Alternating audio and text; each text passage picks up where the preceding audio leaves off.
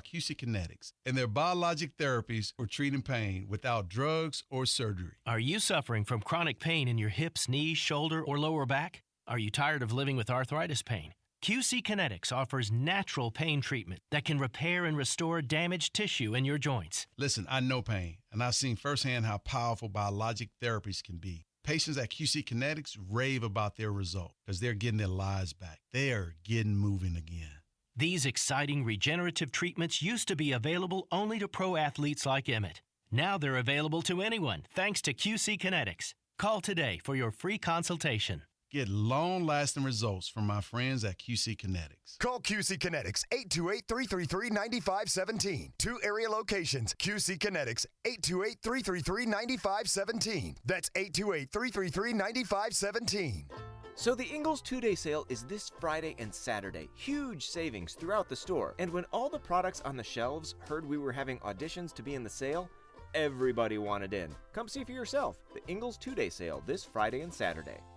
Millions of kids in America depend on the meals they get at school. When school's out for the summer, many of those meals disappear. Kids and teens can get free meals right in their neighborhoods, provided by local schools and community groups. To find the nearest meal site for your children, just text the word food to 304-304 or go online to nokidhungry.org/help. No questions asked or registration required. This service is made possible by No Kid Hungry. From the Ingles Studios, this is ESPN Asheville, WPEK, W225CJ Fairview, WMXF Waynesville, and iHeart radio station. I'm Doug Brown. Cardinals quarterback Kyler Murray agrees to a contract extension with the team. ESPN's Adam Schefter reports the 5-year extension is worth $230.5 million, including $160 million guaranteed. Murray's deal now runs through the 2028 season. Not many expectations about the Patriots this season, but ESPN's Mike Tannenbaum likes their chances and has a bold prediction about their second-year quarterback. Mac Jones in the thick of the MVP race. Greene, this was a rookie quarterback that took his team to the playoffs. They have 2 great running backs, 2 great tight ends, a deeper pool of receivers, acquired Devontae Parker, great offensive line. Coach Belichick will call the plays. They will be very effective on offense, and they are very underrated in the AFC East this year. Mike Tannenbaum on Get Up. After winning a national championship with Georgia, head coach Kirby Smart will get a new 10-year contract with the Bulldogs worth $112.5 million. ESPN has learned it's the biggest ever for a college football coach. Keyshawn, J. Will, and Max. Go over to Yankee Stadium. Grab a couple of bottles, start cleaning them, and say, Yankees, come out and play. It's Friday with KJ and Max. It all starts at 6 Eastern on ESPN Radio and on ESPN2. Now, your chance to win $1,000. Just enter this nationwide keyword on our website. Pay. That's pay. Enter it now. Log on to ESPNABL.com. In the heart of Beer City, USA, 2 men, 1 journey to create a sports show unlike any other. Unfiltered, raw, and honest. One of them played a soccer goalie opposite Ben Stiller. The other once scored 6 points on Steph Curry. These guys know their shit. Let's go! Tank Spencer, Jeremy Greene, The Sportsocracy, presented by Ingles Supermarkets. Low prices, love the savings. And Fred Anderson Nissan of Asheville.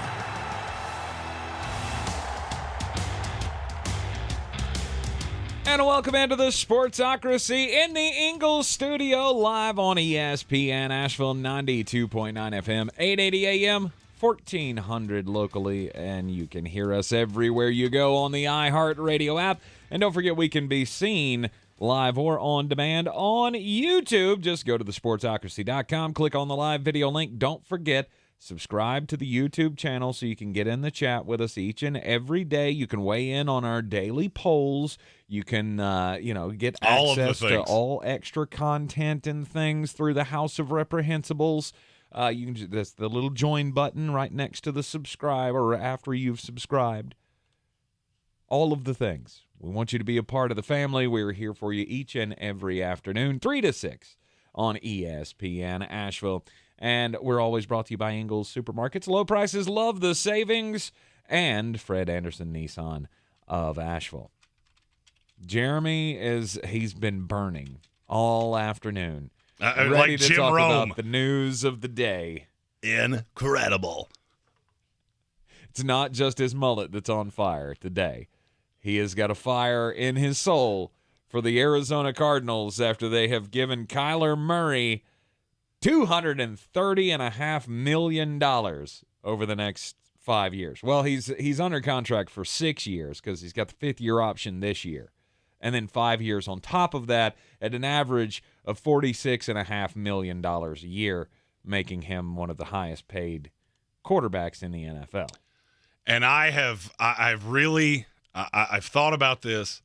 I actually thought about scripting my response just to make sure that I got everything into the response that I needed to get. But then I found a way that I didn't have to script it.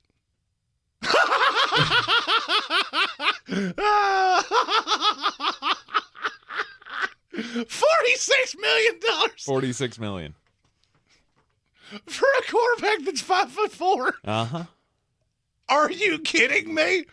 Are you legally out of your mind? No, they're not out of their minds. This is the best that they were going to do. It's the best that they were going to do. That's okay. That's like saying I'm hungry and I need to eat food. And the only thing that I have in my house is a couch cushion. So I'm going to fry that and I'm going to eat it. You never know. You put some hot sauce on it, it might be fine. When I saw that, and I had been hearing this over the course of the day, that they were getting closer to a deal. They want to get this done before everybody reports. And I had written down a number. If it's higher than this, you've done this incorrectly. The number because was... I knew he was going to get an extra year. I wouldn't have gone over 3. No way. A, I think you're going to age like a dairy product. B, I think the league has figured you out. C, I don't think you're all that good in the first place. And I had written down 3 years, $120 million. Okay. I would have been not good, but that's me coming a little further than I wanted to and getting to a place where I can get out of this. The guaranteed money's not that crazy. And I knew in my head it's going to be longer than that. When I saw 5 years, of which he's under contract for 2 more years. You're stuck with Kyler Murray now until 2029. And what does this do? What does this do? You're stuck with him. Is he a top 10 NFL quarterback, yes or no? No. Then you don't pay him $200 million. But everybody in the league complains about this. These contracts are so stupid, and the Browns were so dumb for giving all this money to Deshaun Watson. Deshaun Watson's at least the top 5 quarterback when he plays. I don't know when he's going to play, but I know what he is when he does. Kyler Murray's lucky if he's in the top 13. I had him when we did this a few weeks ago, I think I had him at 14 overall. So you're telling me you're going to pay top of the market money, but the league's changing. It's not changing that fast. It's not changing that fast. You basically just guaranteed, we'll be somewhat relevant in terms of the national lexicon of we have a quarterback that people know who he is, and we can sell T-shirts and get people to show up to the stadium and woo! Yep. And you're as relevant in the Super Bowl hunt as the Jacksonville Jaguars. Congratulations, Arizona Cardinals. The dumpster fire that you are. I don't know about as relevant as the Jaguars, but... All right, let me ask you a question. I knew you were going to laugh when I said that. If I told you over the course of the life of that deal that one of those 2 teams I just said won a Super Bowl and you had to bet your house on it, you're telling Arizona Cardinals. You're drunk. It's not close. You're drunk.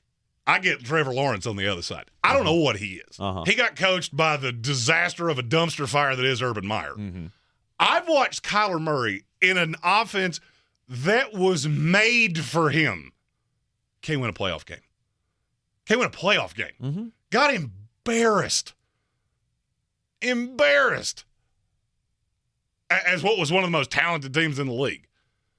And now I'm supposed to feel warm and fuzzy about him because we got his little 4'7" buddy from Oklahoma. All right. Yeah, we got a deep threat for him now. You had the best receiver in the league. You had one of the better slot receivers in the league that the Jacksonville Jaguars paid $1 bajillion. You got all these weapons. You've done all these things. You're still, what, the 7th best team in the NFC? Congratulations. Good for you. Wonderful. But can we not build on that? Or does the $46 million hamper us from doing that ever? It's not that you can't build on it. You have to be able to do one thing. And it's ironic, the timing of this, because that one thing you need to be able to do is one of the things that we were planning on talking about today, and we still will, which is future rankings in the NFL. Yes. Yesterday on the show, we talked about ESPN did a list. They broke every team down by criteria of your coach, your quarterback, your ability to draft, your front office, and your roster as it sits right now. And so we took that and we ran with it.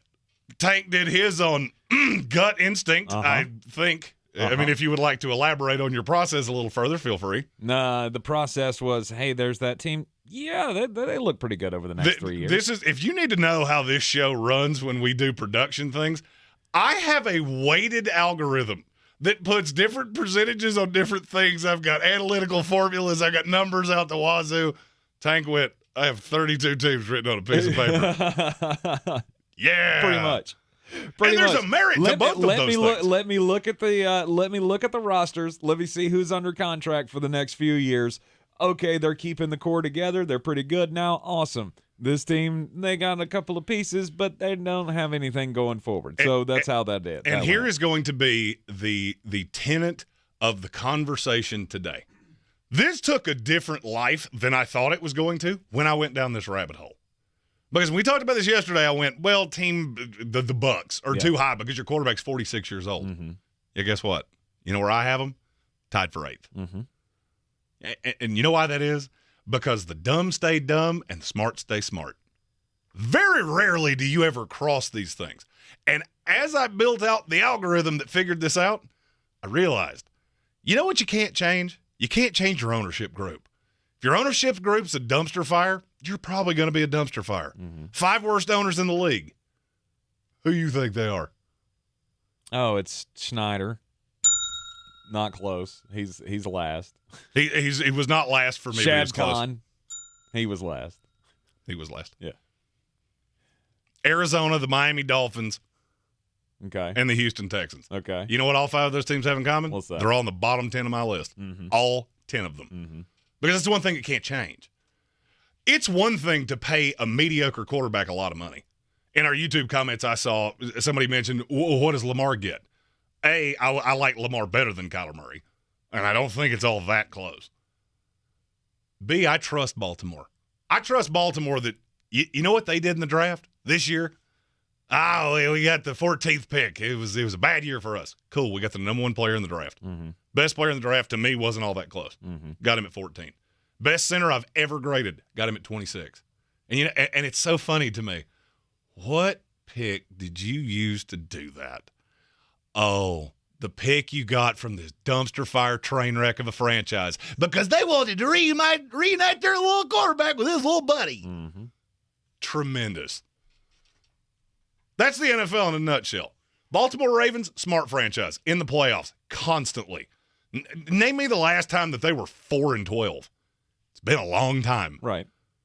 Arizona Cardinals have done it 6 times in the last 20 years. It's what franchises do.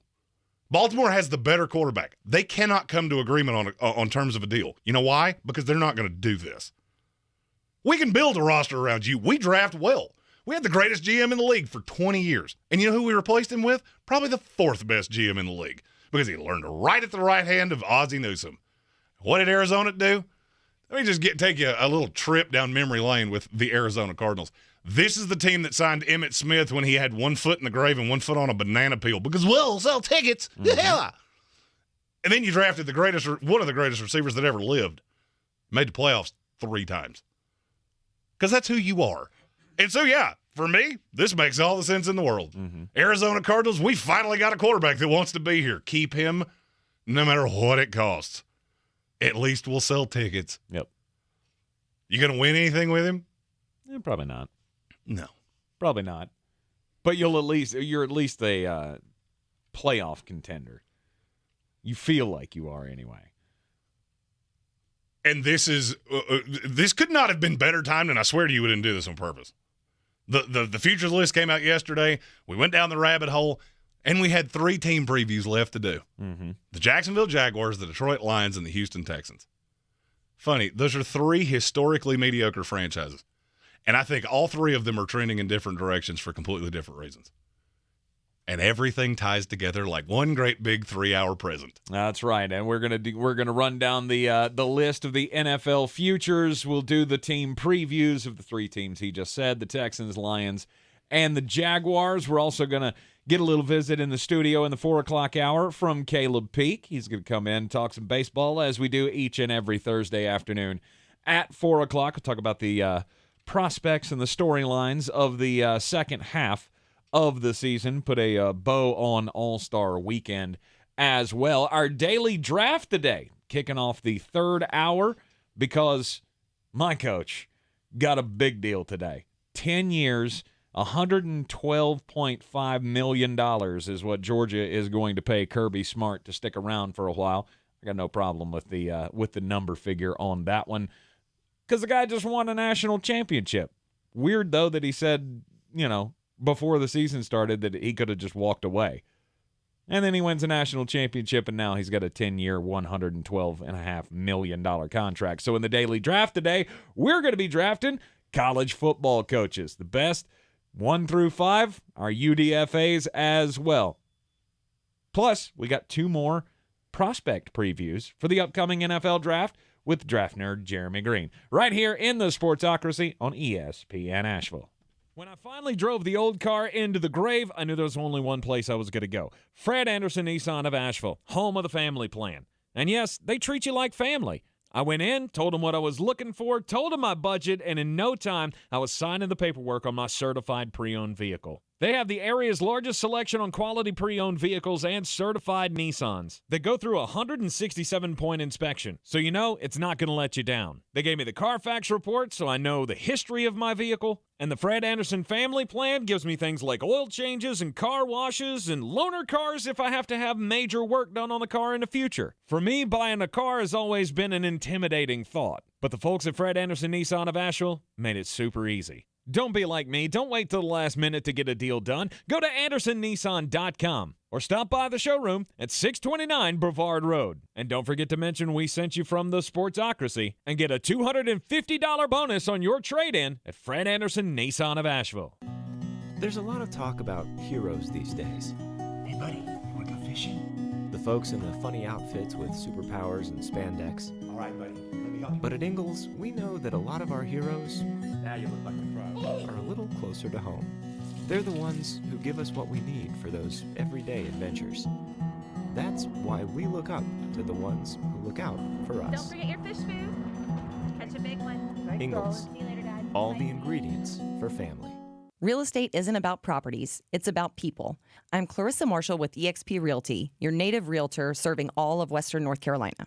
I will work hard for you, and I believe in doing the right thing every time. I market each of my listings to reach out-of-town buyers. I use a professional photographer and drone video on every single listing, as well as collaborate with agents across the country to find your buyer. Check me out online at clarissasellswnc.com or give me a call at 828-774-6343. It would be my pleasure to assist you through the real estate process. Real people are getting real and lasting pain relief at QC Kinetics. Who would have thought that I would be in better shape now than after I got out of the Marines at 22? It's great to be active again. I've played 36 holes multiple days in a row without pain. Everything is great. Are you tired of living with chronic joint pain? QC Kinetics uses cutting-edge regenerative medicine to restore and repair damaged tissue, natural healing agents from your own body, so your body can heal itself the way it was designed, with no pain pills, no steroids, no drugs, and no downtime. It was super successful, and I recommend everyone seek out QC Kinetics as an alternative to surgery. Thanks to QC Kinetics, quality of life is just a lot better. Definitely changed my life. Call now to see if regenerative medicine could be the answer you've been looking for. The local medical professionals at QC Kinetics have proven protocols that can give you lasting relief now, and the consultation is free. Call QC Kinetics, 828-333-9517. That's 828-333-9517. 828-333-9517.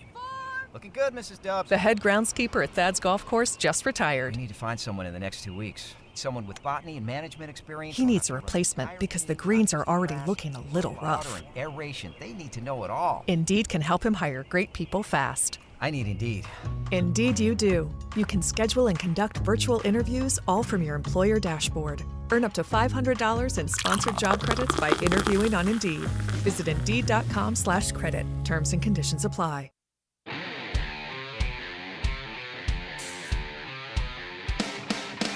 The Sportsocracy. Pull up your pants, take off the bra, and be a man! Oh, the voice of Kevin Harlan. I can't wait for football season. It's oh so close.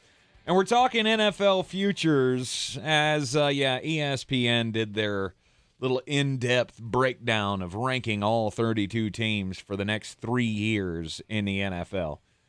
And Jeremy looked at it and went, that's stupid. I need to do my own list. So he went all, beautiful mind. He went... I do have a very mathematical mind. You do. And so he has, he's done his own rankings. He's mixed in some of their rankings. He's tweaked them a little bit. Mm-hmm. And he's weighted percentages. And now we have the definitive Sportsocracy best over the next 3 years list. And here's what I discovered. The top 8 teams are all in the top half of the league at all 5 of these things. Mm-hmm. If you want to be elite, you better not have a big deficiency. Well, it's a team game. Every aspect counts. And I get that, you only get points for your roster on 2 of these categories because you got your quarterback as a separate. But, who is it that's putting these teams together? It's the front office. You got a smart front office, chances are you're going to make it over the next 3 years pretty well. And that's the thing. When I did this, your current roster is the least important of all of these aspects because it's the most fluid. Mm-hmm. Your front office does not tend to change that much. Well, we fired our GM, and he'll bring in some of his own scouts, and you'll retain about 40% of the front office, GM to GM, because they're the owner's guys.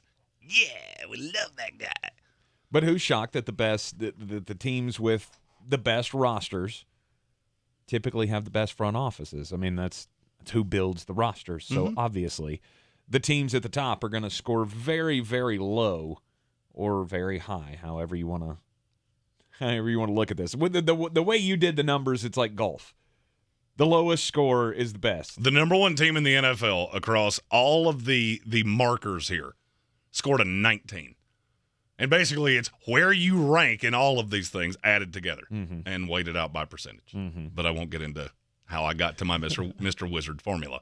Right. Well, on the ESPN list, they had at least one thing right.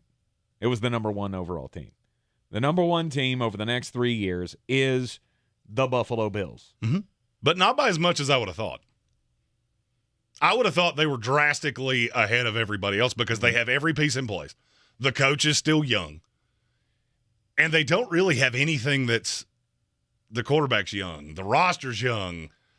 I do have to ask, where do you have Sean McDermott ranked? 6. Because – really?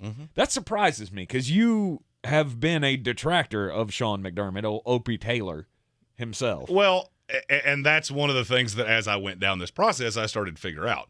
All of the first-year head coaches are at the bottom of the league. And here's why. Every coach gets better over time. The question is, what heights can you reach? I can't quantify Kevin O'Connell or Nathaniel Hackett. And if you come up against the Minnesota Vikings, and I'll just use a team that's close to them in the rankings, if they come up against the Jets, one has a second-year head coach, one has a first-year head coach. Talent-wise, I would say they're close. Who do I give the advantage to? The guy that's had to make these decisions before. It's going to be the veteran. Okay. And so that's where some of that comes in. You look at McDermott, he's been around for a while, a lot of experience in the playoffs, and getting better over time. So was he a little higher than I thought? Yes. That's also the lowest number they have. Because in roster, you got the best roster in the league. Quarterback, you got the second best quarterback in the league. And yes, since it's over the course of 3 years, Tom Brady and Aaron Rodgers got dinged a little bit, but not that much. Well, they should. So the number one team is the Buffalo Bills. I don't think there's too much argument about that. I don't think there's any argument about the top three. Okay. I think anybody that does this, you should come to the same conclusion of the top three. Number two? The Los Angeles Rams. The Los Angeles Rams. You have one of the best coaches in the league. Your biggest detraction is your quarterback, and your quarterback's still top 10 in this league. They are older, but that's the thing, is that this front office is good at drafting with those later draft picks that they have. They have gone, the full Les Snead, who gives about draft picks. No, but what they're doing is accumulating. The Rams had a ton of draft picks. Mm-hmm. They were just all from 100 on. So, yeah, you don't get fifth-year options or things like that. You also don't ever have busts. Mm-hmm. Name me the last player that really busted out for the LA Rams. Well, it's hard to say that a guy they took in the 5th round is a bust. That's the point. Right. And I think that's the analytical way they're looking at this. Jared Goff, technically a bust. Mm-hmm. Also took you to a Super Bowl. Mm-hmm. Also brought you the quarterback that won you a Super Bowl at the cost of 2 of those first-round picks. Not a bust for the Rams. He may be a bust in general because you traded up to get him. Mm-hmm. But the way it turned out worked out just fine for you. Mm-hmm. And you look at a team that's adding – I mean, these are not all pro players, but they're high-level starters that they're adding in the 4th, 5th round. Mm-hmm. That tends to, year over year, keep happening. And they've got everybody sewed up for the next 3 years. That's the important part. You look at that star-studded roster and go, well, can they keep the band together? Well, they're at least going to keep the stars that they have because they've got them all sewed up under contract. So, and the only place I could ding them on was their offensive line. Looking at the contracts over the next few years, a lot of these guys are going to come up for contracts. And do you pay them or do you not pay them? But it doesn't really matter because you look at it and you go, they got depth. They've got young guys that they've drafted that you go, okay, well, maybe that works. And that's the question of the draft. If somebody gets hurt, injuries are fluid. The roster is fluid. If somebody gets hurt, do I believe that you have done a good enough job through the draft to replace that guy with somebody that is replacement level or better? Yes. All right, yes, who's number 3? Kansas City Chiefs. Okay. The biggest knock on them is that their coach is older. And you will find that I have done that with a few teams. Coach is older. That's not going to – I mean, they're still going to be placed well. Mm-hmm. But a Sean McVay is going to be ahead of an Andy Reid. Sean McVay is the same age I am. And the front office, where do you have their front office ranked? For the Chiefs? Yeah. That was their lowest. It was 7. Wow. Okay, I mean. Or no, the roster was lowest. I apologize. There were 7.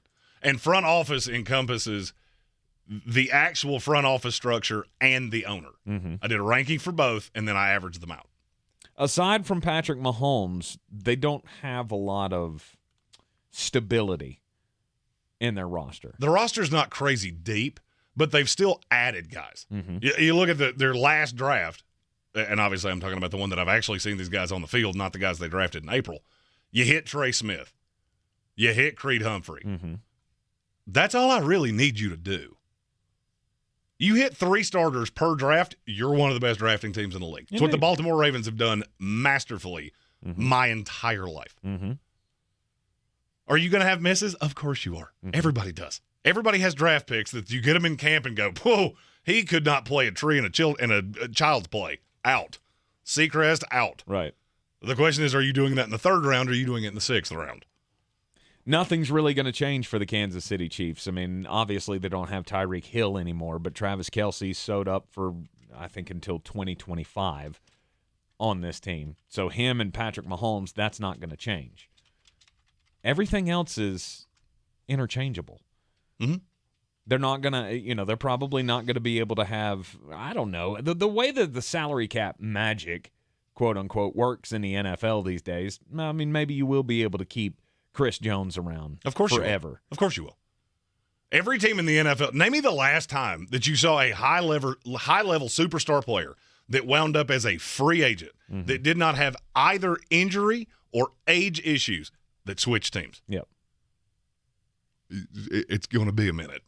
Because with voidable years and things like that, you're going to be able to keep that core together. The question is, what happens from 13 to 33? Because that's the difference between Super Bowl contenders and the Arizona Cardinals. Mm-hmm. You're in the Sportsocracy on ESPN Asheville. So your top three, the Buffalo Bills. Then it was who? The Los Angeles Rams. The Los Angeles Rams and the Kansas City Chiefs. Interestingly enough, teams that are all in this have been in the Super Bowl talk for the last 2 years. Oh, you're going to see a theme. Wasn't the one I planned on it being, but you're going to see a theme. And we'll continue to be in the Super Bowl talk for the next 3 years. We'll give you more of the list coming up next. Plus, we'll talk some Houston Texans and get just a bit outside. This is your Exergen Temporal Scanner weather forecast on ESPN Asheville. Temperatures heating up for Friday and this weekend. Widely scattered showers and storms possible for us here as we head through this evening. Otherwise, partly to mostly cloudy tonight, middle 60s. Morning fog Friday, otherwise mix of clouds and sun and hot tomorrow with highs near 90. In our weekend forecast, hot and humid mix of clouds and sun. Just a stray afternoon or evening storm expected both days with highs in the low 90s. I'm meteorologist Ken Boone at the Weather Channel. This report is sponsored by Audible. This summer, fire up your imagination with Audible. Listen to comedies, thrillers, mysteries, and more. It's everything you want in audio entertainment, all in the Audible app. Sign up for a free 30-day trial at audible.com. Get in zone, AutoZone. Welcome to AutoZone. Dashboard light problems? We can help. Our free Fix Finder service can read your check engine light, ABS light, and service indicator light, and give you possible solutions, verified by licensed technicians. You'll even get detailed results sent straight to your email so you have them when you need it most. It's the most complete free warning light report backed by technician-verified fixes. The free Fix Finder service, only at AutoZone. Get in zone, AutoZone. More details at AutoZone.com. Want something to smile about? Asheville Smiles is hosting Invisalign Day on August 11th to celebrate National Align Your Teeth Day. Now is the best time to save big and get that smile you've always wanted with Dr. Merrill, a master of the smile makeover. Take advantage of the best price in North Carolina at just $4,500 for Invisalign post-treatment retainers plus a 3D scan to simulate your before and after results.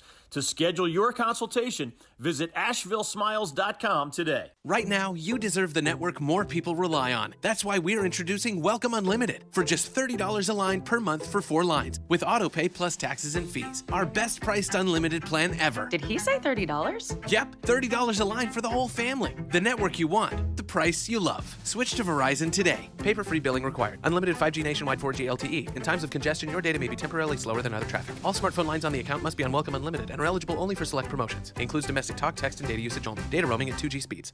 Things are a bit tight lately. That's why I love Kohl's. I went back to school shopping and got kids' clothes for under $6, sneakers for less than $20, and an extra 20% off already great deals, like 25% off backpacks. And get this, you can save more with a Kohl's card and earn Kohl's Cash. Talk about more style and more savings. Select styles, 20% offer until July 24th. Some exclusions apply. See store or Kohl's account for details. If cleanliness is next to godliness, look around the car right now.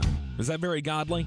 Look, life comes at you fast, but so does WBNC Auto Detailing. They have the tools to make your interior look like it's coming off the showroom floor. You don't believe me? Check them out on Instagram. All that filth and years of stains disappear. WBNC Auto Detailing does full interior and exterior details with paint correction, and they do wax and ceramic coatings. Call WBNC Auto Detailing at 455-3700. Premium care with a Southern hospitality touch.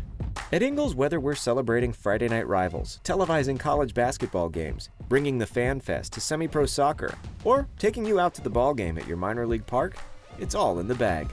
Ingles, low prices, love the savings. Boy, you must be outside your mind. The Sportsocracy. Just a bit outside. He tried the corner and missed. Welcome back into the Sportsocracy. Time to get just a bit outside just outside the mainstream stories from the sports world here every afternoon at 3:30 here on ESPN Asheville. And Charles Barkley, he made headlines the other day when it was said that the LIV was looking for Charles Barkley to come be a broadcaster for whatever plans they have for a broadcast coming up later. Obviously, right after the Masters, it was David Faraday giving the big old middle finger to the PGA and to NBC, saying, I'll see you later. I'm going to the LIV, and I'm going to broadcast for them. Now, first off, the matchup between Charles Barkley and David Faraday, the chemistry that could exist between those two automatically makes me want to watch LIV golf. Oh, absolutely. The Live Tour has found a way to make themselves sexy. Mm-hmm. This is the least sexy sport there is. At the end of the day, it's a bunch of dudes in a field hitting a little tiny ball into a little tiny hole.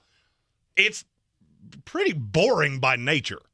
You have found a way to make this attractive. Yes. Now, the only thing you need to do is find a way to get it on television where people can see it. That's not going to take long. Oh, it won't. It won't take long at all. You get more and more of these guys jumping from the PGA to the LIV. They have the talent for that now. If you put that, ask yourself this: if you put this on NBC right now, and it was competing with the final round, which is on Saturdays, is competing against the third round of a PGA tournament, which one are you watching? LIV. Every time. Not close. You've already passed them there. Mm-hmm. Especially if you make it entertaining by having such characters as David Faraday and Charles Barkley. Well, the deal is not done for Charles Barkley to join them as a broadcaster. He currently has a 3-year deal with Turner Sports to do NBA basketball, 3 years, $30 million. But he could walk away from that. He could walk away from that, but I also feel like he could do both. Well, the rumor is that if he does this, he will walk away. The money will probably be so good. That's been floating out there for the last 48 hours. Yeah, the money would be so good. Plus, we all know Charles isn't happy. Charles is not happy at Turner. Well, now we just need to get Ernie Johnson. You get Ernie Johnson with Charles Barkley and the Premier League guy whose name I can't think of, Ernie and David Johnson Faraday. will never leave Turner. Well, I need to be able to hear Charles Barkley. Ernie.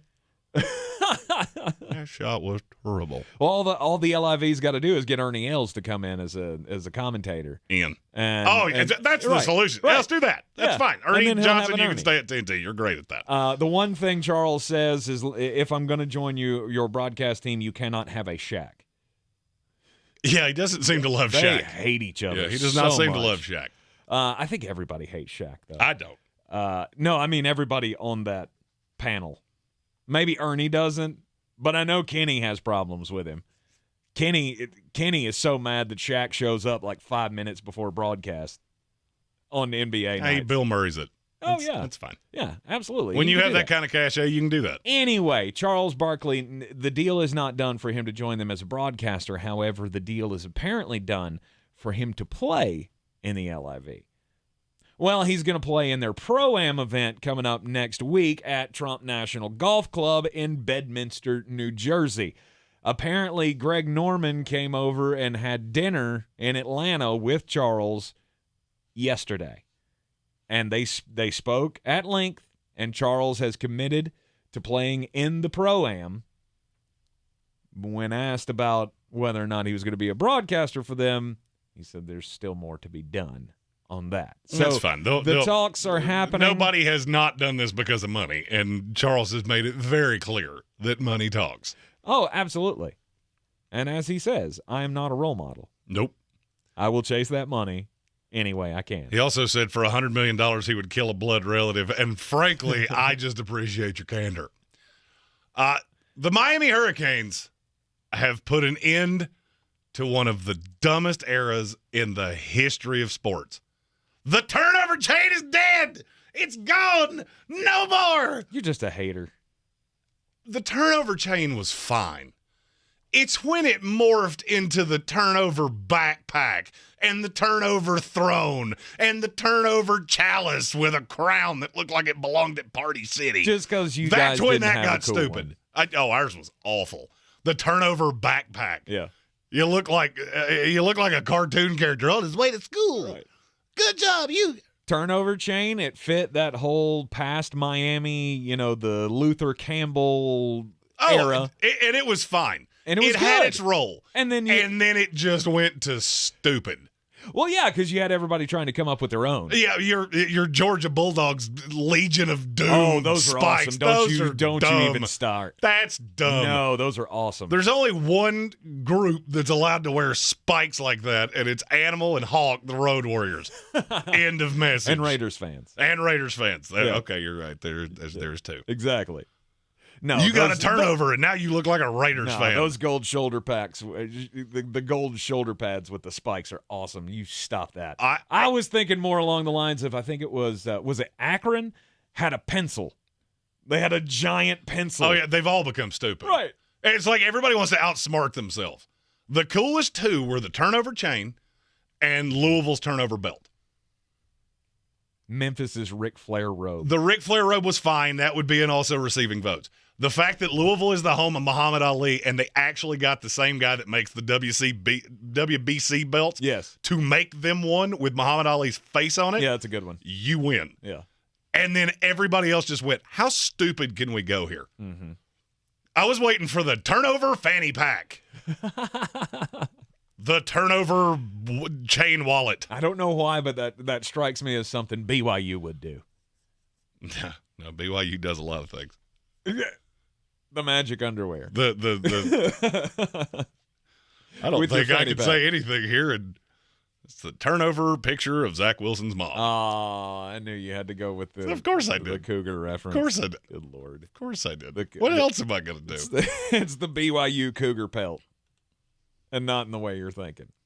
So you're happy that the U is getting rid of the turnover chain. Absolutely.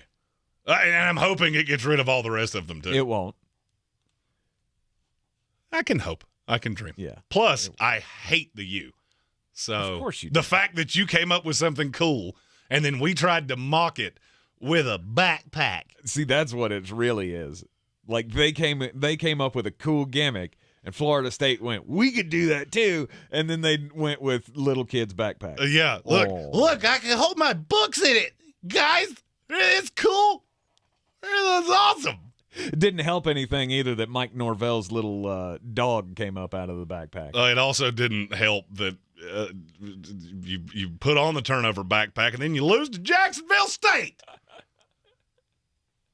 You are in the Sportsocracy here on ESPN Asheville. So we've given you the first three in the NFL futures for the next 3 years: Buffalo Bills, LA Rams, Kansas City Chiefs. And the Kansas City Chiefs. The next four are not surprising either, and they're pretty close to each other: Baltimore Ravens, LA Chargers, Green Bay Packers, Cincinnati Bengals.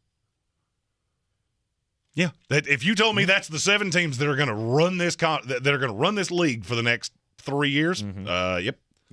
As long as Green Bay's got Aaron Rodgers, we know the defense is going to be elite for the next 3 years anyway. And Green Bay's the first one that you look at and go, well, how do they not get dinged for their quarterback being as old as he is? They did. That's the point. Mm-hmm. The coach is right. The front office is right. They've drafted well. All of that matters. Mm-hmm. And those are the things that are not transient. You don't have a Devontae Adams. I've always said that it's minuscule things like that. And it's not minuscule. It's if the roster's right and you add Devontae Adams, now you're a Super Bowl contender. If your roster's terrible and you add Devontae Adams, you know what you are? Terrible. Mm-hmm. And there's a team that we're going to talk about that I'm going to wager is drastically lower than you would think. And they did something very similar to that.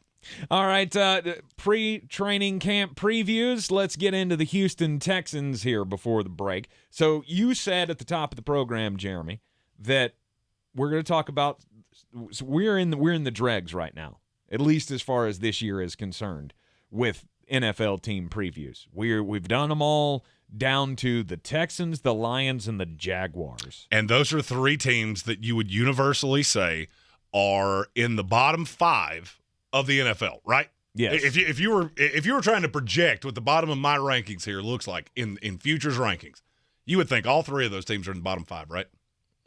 I mean, no, there's one of them, because I do have hope for 2 of the 3. Well, here's the thing: in the bottom 5, one of these teams appears. Mm-hmm. The Jacksonville Jaguars and the Detroit Lions, they're not in the bottom 5. No, they're not. But the Houston Texans are. Mm-hmm. They're 31. They're 31. And the fact that we left these 3 teams should tell you everything you need to know. Because there are 3 ways that a team can get out of the doldrums. One of them is to blow up everything. Mm-hmm. We'll talk about that team later in the show. Another is to bring in a smart guy and just let him do whatever he wants to. You're a winner. We haven't been winners. And you do what you want. And then there's the third way. You try to bring in retreads from all over the league. Well, these guys have all won, so if we add them all together, they'll be fine. That's the Houston Texans. Mm-hmm. It's not good. You look at this roster, it is the worst roster in the NFL. They are 32, yes. And there's not much hope. I mean, Davis Mills, he's growing on me. As well he should. He's growing on me. I was very skeptical. And you know what? Skeptical. You know what Davis Mills is proof positive of? Even a blind squirrel finds a nut every once in a while. Mm-hmm. Even the worst franchise in the NFL, of which I thought they would be 32, they were not. They were 31. The Chicago Bears are 32. Mm-hmm. You'll get one right every once in a while, but I don't trust you to just look over the course of the last 2 years. What did this team do right? What have you done well? You have a weapon. Mm-hmm. One. And it's Brandon Cooks. And I would say he's probably renting the place he lives in. He didn't buy anything. No doubt. He wanted to be out this year. I mean, he didn't go on record saying that, but I guarantee you to a man, you asked him in private, he would say, I want out of here. And you just look at the year over year here, from handing the reins over to Bill O'Brien, who blew this roster up. Name me the last good player they drafted. I mean, we think Davis Mills might be. Maybe. And that should tell you everything you need to know. Because everything else has been disasters. Titus Howard, that was a disaster. Mm-hmm. Now you found a way to slide him in at guard, and he's not just an abject disaster. If he was on any other team in the league, he would have already been cut. But this is what bad teams do. And you start from the top down, from the ownership group to probably the guys that mow the field. Mm-hmm. Nobody's the best in their industry. And this is what happens when you look at a guy like Nick Caserio, who I said when you hired him, there is something about New England Patriots, the Belichick disciples. The further they get from Bill, the dumber they get. I don't know why that is. The only thing I can figure is it's because they try to be Bill and they're not. Mm-hmm. And that's exactly what he's done. You've just brought in these retread veteran guys that, well, they fit the system. Name me the position on this team that is settled. Left tackle. And he's got 1 foot in the grave and 1 foot on a banana peel. If somebody would have given them a first-round pick for him, he would be gone. It's the only thing that they have. I had one. Laramie the Tunsil. Kicker. You have Kaimi Fairbairn. Congratulations. The most disposable player on the roster. That's the one you have. Mm-hmm. And this is what I was trying to say during the draft when they took Kenyon Greene. There were teams that had Kenyon Greene up there. I have zero faith you can develop him. Zero. And as we did this futures ranking process, that's what I figured out. The coach is transient. Lovie Smith, he won't be here in 3 years. No. So I didn't ding you that hard for Lovie Smith. He's ahead of all the first-year coaches. I've seen him coach in this league. He's been to a Super Bowl. Mm-hmm. So he was 22 overall. That's the only reason you're not dead last. Because the Bears have a first-year head coach and you don't.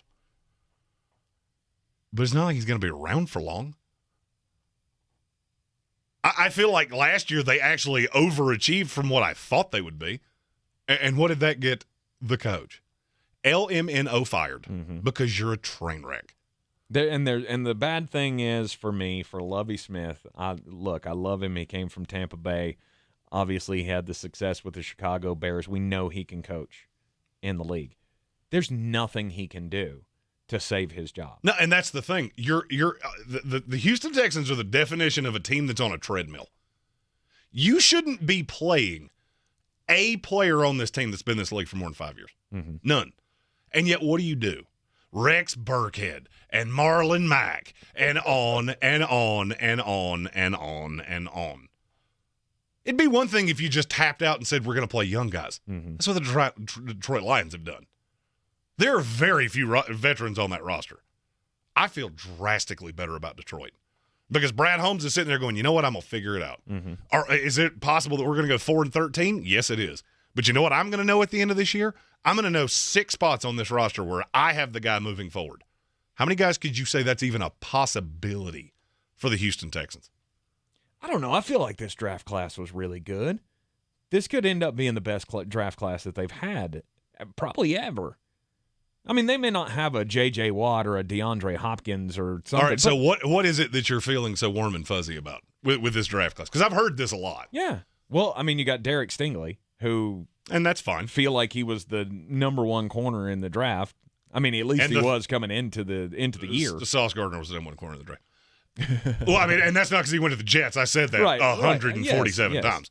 The longest reception he allowed last year was 13 yards. So I don't think that was spicy. Here's my problem with Stingley. Did I like the talent? Yes, he needs to be developed. Because I felt like he was left on the vine to die at LSU. It's like growing vegetables. If you don't water them, you know what they tend to do? Die. And that's what happened with Derek Stingley. They did not develop him at all. The natural talent was unbelievable, and it was very obvious. The problem is they didn't develop him. So now, yes, he has great raw tools, but he's very rough around the edges. Do I feel like Houston's going to develop that? No. You don't have faith in Lovie Smith as a defensive? I don't think Lovie Smith's going to be there. I have zero faith in him as a head coach. I mean, okay, you get 2 years of tutelage around Lovie Smith, and then what? Now you're a guy that's learning another scheme. You know where I saw you do that exact same thing? LSU. And you regressed every single year. Right. Kenyon Greene, very ready-made player, but to get the most out of him, you're going to have to develop him. Who was the last offensive lineman they developed? Laramie Tunsil came here as a Pro Bowler. Was Max Sharping? That is reaching to the highest degree, but I'm just trying to think. Like that's the only one that came to my mind. And that's the point. You can't use Titus Howard. No. You drafted a left tackle that was an abject disaster, and you finally just went, well, we have to put him somewhere, and you slide him at guard. He just so happened to be good. But that's my problem. John Mechie is the one that's my favorite example, because John Mechie needs to eat 8 cheeseburgers a day for about the next 6 months, be in the best strength and conditioning program humanly possible, and get the opportunities. Do you really think he's going to get that in Houston? I mean, they're already slotting him as the 3 because, they're bereft of talent. And I get that. But we got to prop up Nico Collins. Stop. And Chris Conley, that's going to get way more snaps than you think. It's just what this team does. But also in this year's draft class, they had Damien Pierce, who I feel like he's going to be a decent running back in the league. Is he going to be an all-pro? I'm not saying that. If you're hanging your hat on a draft class on a running back, that's like trying to sell your house and saying it has really nice fixtures. No, he's look, the sink is pretty. Well, the bathroom caught on fire, so I don't really care about the sink. No, he's the 4 in this draft class. And you got Jalen Petrie. Woo. Jalen Petrie, another player without a position that's going to have to be developed. I cannot count on Houston to do that. I think they're the biggest dumpster fire in all of sports. I agree. I don't like the Houston Texans either, and it ain't going to look good over the next few years. Who knows where this team is headed? Maybe that relegation thing that people keep floating out there, maybe that does need to be a thing. And you could see the Houston Texans in the XFL one day. You're in the Sportsocracy here on ESPN Asheville. Coming up next, Jeremy previews another 2023 NFL Draft prospect. Guys that you should watch for this upcoming college football season.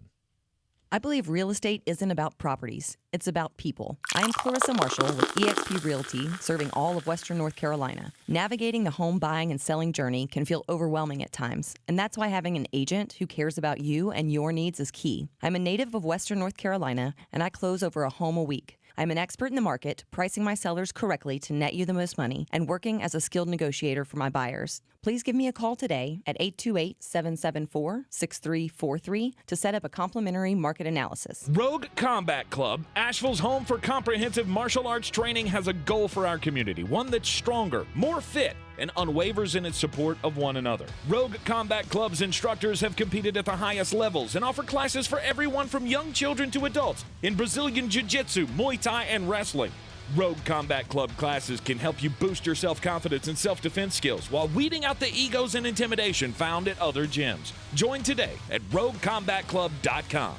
Everyone's heard about the housing market and this being the best time to sell a house in years. But the same thing applies to cars. Whether you're looking to buy a car, trade in, or sell that car in the driveway collecting dust, Fred Anderson Nissan of Asheville wants to buy your car. They have 2 on-site managers that work with Kelley Blue Book to give you top dollar for your vehicle. You can even have your car appraised instantly at AndersonNissan.com. Stop in and visit them today at 629 Brevard Road in Asheville or call them at 828-365-1663. Join Western Carolina Rescue Ministries for the 4th annual Light Up the Night 5K. Friday, August the 5th at Carrier Park. The rolling start gets underway at 7:30 as runners and walkers hit the Greenway for this fun and unique event. This event is one of the ministry's most significant opportunities to raise funds as they serve the homeless community of Asheville, providing rescue, recovery, and restoration to people in crisis. Sign up now to run or walk at westerncarolinarescue.org. Proudly sponsored by iHeartMedia, Asheville. Hey, it's Mark Starling from First News on 570 for my friends over at Casablanca Cigar Bar. And I got to tell you, this is my new spot for business and for pleasure. Sam, Brooke, and Jackie will make sure all of your cigar and cocktail needs are taken care of. They have a wide selection of the finest cigars in every price point, and their selection of spirits and craft cocktails will have your taste buds watering. So whether it's a smoke and a cocktail at their Biltmore Village location or just a smoke at their new retail location in Hendersonville that has a gorgeous back patio, Casablanca Cigar Bars has all the relaxation you need. You do not want to miss this. Zero Res Carpet and Air Duct Cleaning's huge summer sale is going on now. 15% off all cleaning services. Carpets, rugs, upholstery, tile, and even air ducts all 15% off. Use promo code summer sale at ZeroResAsheville.com. Zero Res. It's the right way to clean.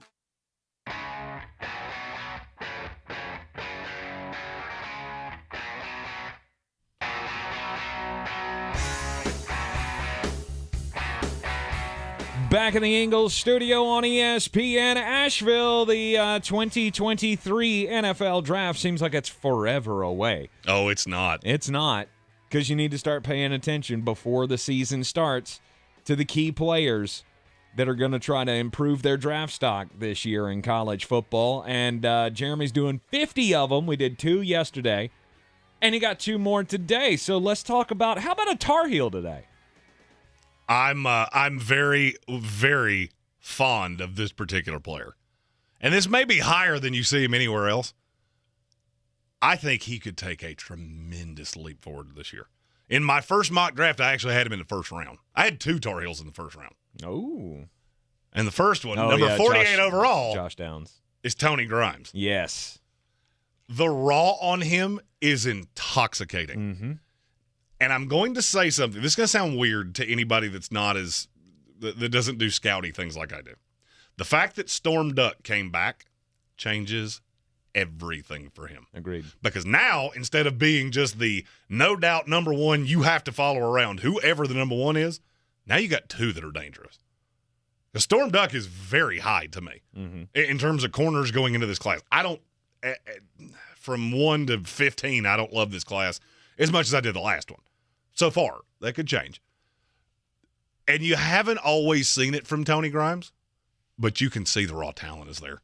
You can see that between the speed, because he breaks on a football, unlike I have seen many corners over the years do. There's been some bad. The tackling needs to get better because he has been, I'm going to be nice here and say he hasn't been great at that. But if he adds that element and can just year over year grow on what we've already seen, I think he can be a special player in the NFL. Mm-hmm. He's very, he's very good. And, you know, he came in young. He did. This is a guy that reclassified and joined the program 2 years ago. And I feel like people forget that. I feel like, especially with basketball has changed the reclassification thing. Mm-hmm. Football players reclassify. They are not ready to really produce. Tony Grimes comes in, doesn't go so well. Whatever happened to him? You got to remember, this is basically his second year. Mm-hmm. He was pretty good last year in doses. And I think just the fact that you're rounding off the body, you're getting more mature as time goes on. I think if there's another Sauce Gardner in this class, I won't be shocked if it's Tony Grimes. You're in the Sportsocracy here on ESPN Asheville. Tony Grimes, the latest of the 50 players you need to watch going into the college football season. We'll have another preview of a player coming up for you in the next hour as we do two-a-days leading up to the season. This is your Exergen Temporal Scanner weather forecast on ESPN Asheville. Temperatures heating up for Friday and this weekend. Widely scattered showers and storms possible for us here as we head through this evening.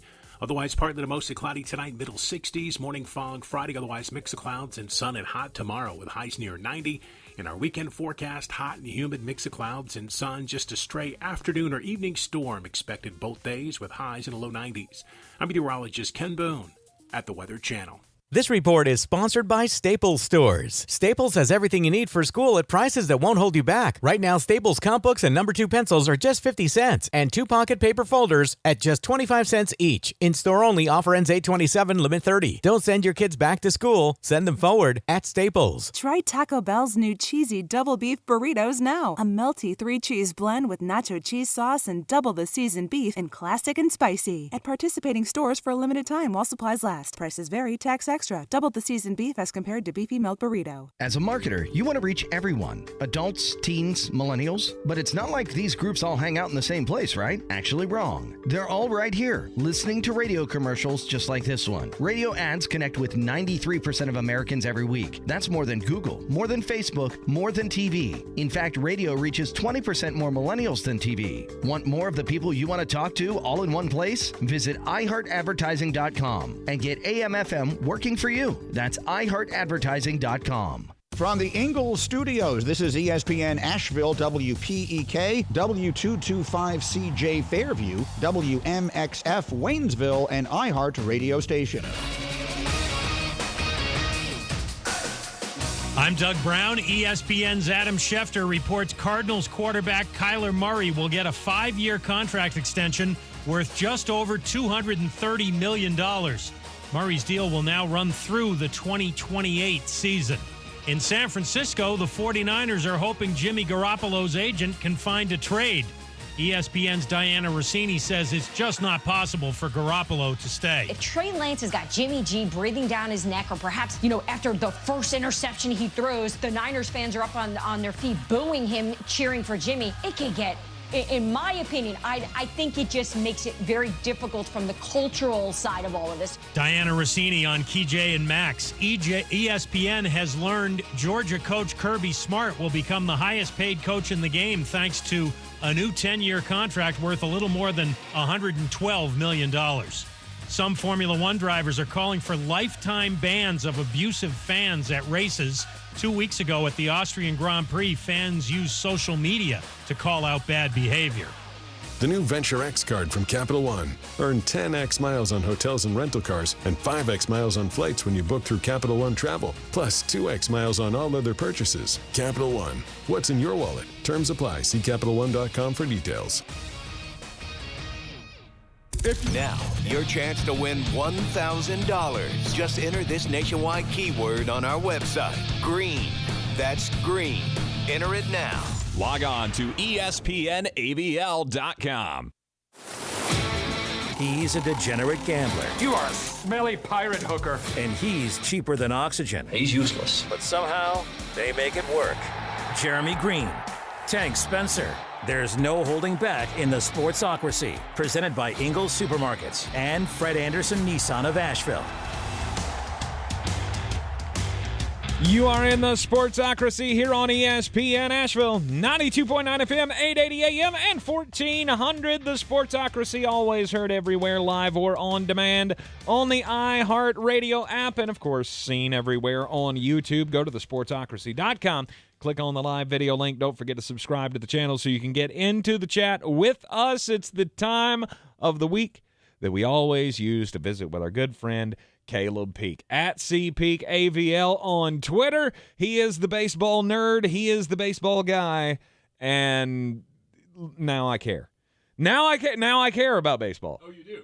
Well, I mean, of course I do. Because there's my mic. Yeah, I mean, of course I do. Because it's now post-All-Star break. Now you're talking about playoff pushes. Now the season matters. Now it's a little bit of a different story. Because storylines happen. And as always, Monday was the highlight of the week. The home run derby, nothing will touch it in baseball ever. Now, were you disappointed by it this year, or did you? Hell no. It was fun, right? It was awesome. Here's the thing. It only happens once a year that I have something that is so exciting in baseball that I can't peel myself away from. I had actually forgotten how great the home run derby was last year. But it's all with the bat clock and everything, and I just think it adds so much more to the competition. And the funniest part to me, and I hope everybody took my advice when Jeremy said on Friday of last week that the odds weren't great enough on Juan Soto to take him in the home run derby. I hope you all listened to me and took my advice at 5.5 to 1. Because I thought there was no other way that this was going to work out. Like, Juan Soto comes into this with the chip on his shoulder of wanting to be the next guy to get the generational deal in baseball, but he doesn't want it from the Washington Nationals. They offer him $440 million over 15 years, and he went, "No, I'm good. I'm really good." And I think that has to do a lot with the future of that organization. It has to do with the fact that if he goes out on the open market, somebody's going to pay him $500 million. I feel certain of that. Well, sure, that's what he's holding out for. And all this pent-up aggression, that explains the big bat flip at the very end, right? Let it all out, young man. Because this is my moment. This is my moment to be able to show everybody, all of the fans that are watching, who I am. We all know how, baseball fans, you pay attention to Major League Baseball, you know how good Juan Soto is. But did you know he was that good? Did you know he had that little extra attitude in him? Some people don't like that. I love that. I love the passion of these young players in Major League Baseball. No, he's been that guy for a couple of years now. We're seeing it more now than in years past because, well, he's proven who he is. He's 23 years old. Yeah, and he's got a long way to go, but he's in the 500-foot club. Nothing he hit in the home run derby eclipses his career high. I mean, what did he go, 515 last year? Something Just like that. a steroid-era type bomb. I mean, this kid unloads on home runs. He's still got, 20 more years of professional life left in him. And the more I think about the deal he turned down, I get it. I mean, I was a little bit of a detractor at first. $415 million isn't good enough for me. But you look at the deal they offered him over 15 years, would have been just shy of $30 million, $29.33 million per year. That doesn't even put him in the top 5 in the major leagues as far as average salary. Right now, at the top of the list, it's Max Scherzer pulling in over $43 million per year. I mean, the Mets they rolled out the bankroll for Max Scherzer. So Juan knows what he's worth. It's almost like an Aaron Judge situation. Go ahead and bet on yourself, especially, with the fact that the team is up for sale. And that's kind of the quiet part that not many people want to talk about, is that the Lerner family in Washington, D.C. is ready to offload this team. They are going to make a windfall. I mean, they are going to make an absolute killing off of this team. Since they've owned it since 1999, it's tripled, almost quadrupled in value. It's over the $2 billion mark as far as revenue is concerned. This team is going to they're going to sell. And the question is, who is going to buy? And that's an even bigger question for Juan Soto, because what happens to the direction of the team now? It's not, you don't want to go ahead and place your stamp on being a lifetime member of a club when it could very well end up being a rudderless ship. They've already been sold out of Washington twice over the course of their history. This is their third stint in the nation's capital. Who's to say it doesn't happen again and you lose that entire fan base? So Juan knows what he's worth. He's going to get what he's worth. Looks like the Padres and the Blue Jays right now are at the top of the list when it comes to teams interested in picking him up. Who's shocked? Right? Makes perfect sense. I mean, the Padres are already spending $1 billion on Machado and Tatis. Yeah. And So that's just why two not? guys. They're a win-now type of squad. Yeah. That's what Buster Olney said this morning on Get Up. This is a team that's all in for right now. And until they get Tatis back, the capability isn't really there. They're fine, but they're not Dodgers good. I hope he doesn't end up with the Toronto Blue Jays. I mean, as a Red Sox fan, it's already hard enough in the AL East. Can we please not do it? But on the other hand, I love Juan Soto. I love the attitude, love the youth, love the skills. But I don't want my team to be the one to pay him $500 million. Right. And there's two. Well, hang on a second. You might come around on that because there's two parts to this. Toronto could use him because they have such a murderer's row in the lineup between Bichette and Vladdy Jr. and all those heavy-hitting right-handers.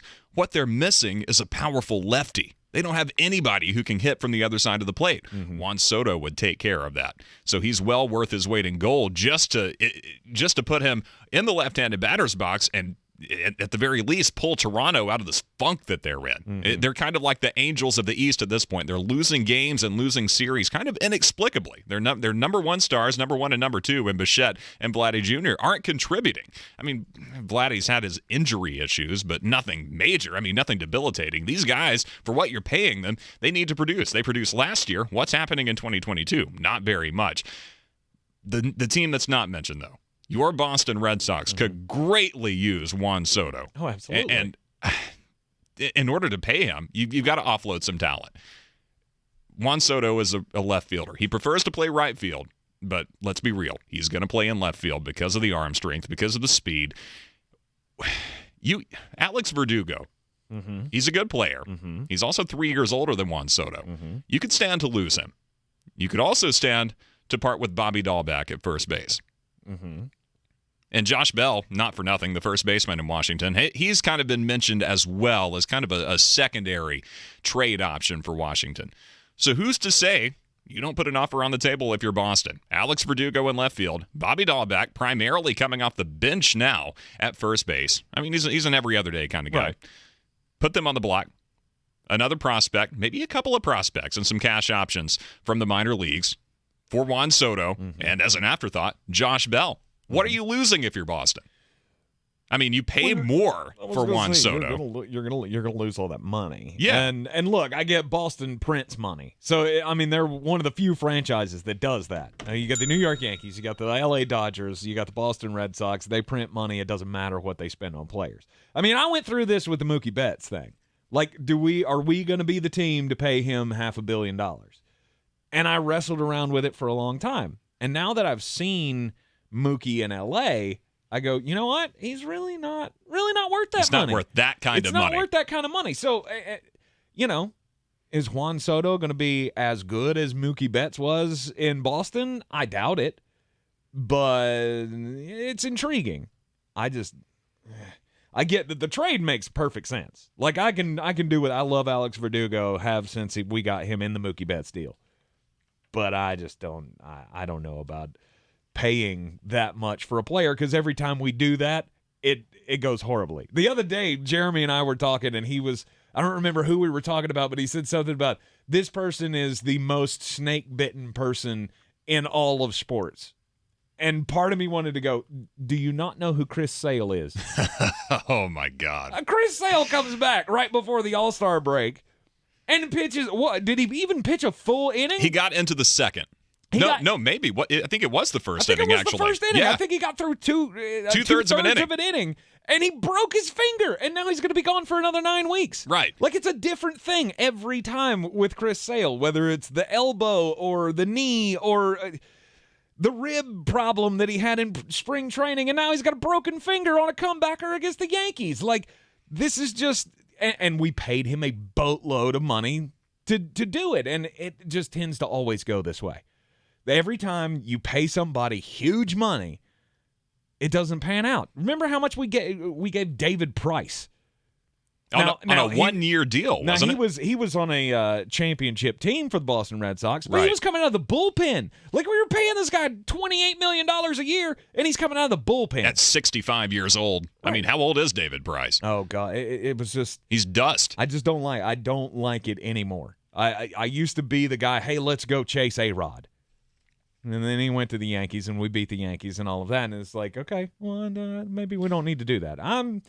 If we get Juan Soto and we choose to do that, of course I'm going to pull for him. He's going to be awesome. And I think he'll be awesome wherever he goes. I just don't know that I want my team to be the one to do it. And that's where the universal DH comes into play. I mean, well, it really wouldn't matter if he's in the American League. But that's the thing about these lifetime contracts. You do have to worry about the injuries. You do have to worry about the longevity, because the last thing you need is another Bobby Bonilla situation where you're paying some guy who's sitting at home watching you on TV.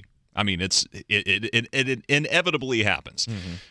But if you're a DH, and that's what happened with Bryce Harper. You move him out of Washington, he goes to Philadelphia, he plays a little bit in right field, but now he's a designated hitter, which, he paid the price for that. Hit on the finger, he's out indefinitely. But it's one of those freak accident kind of things. Maybe it happens one year, but it's not going to happen every year.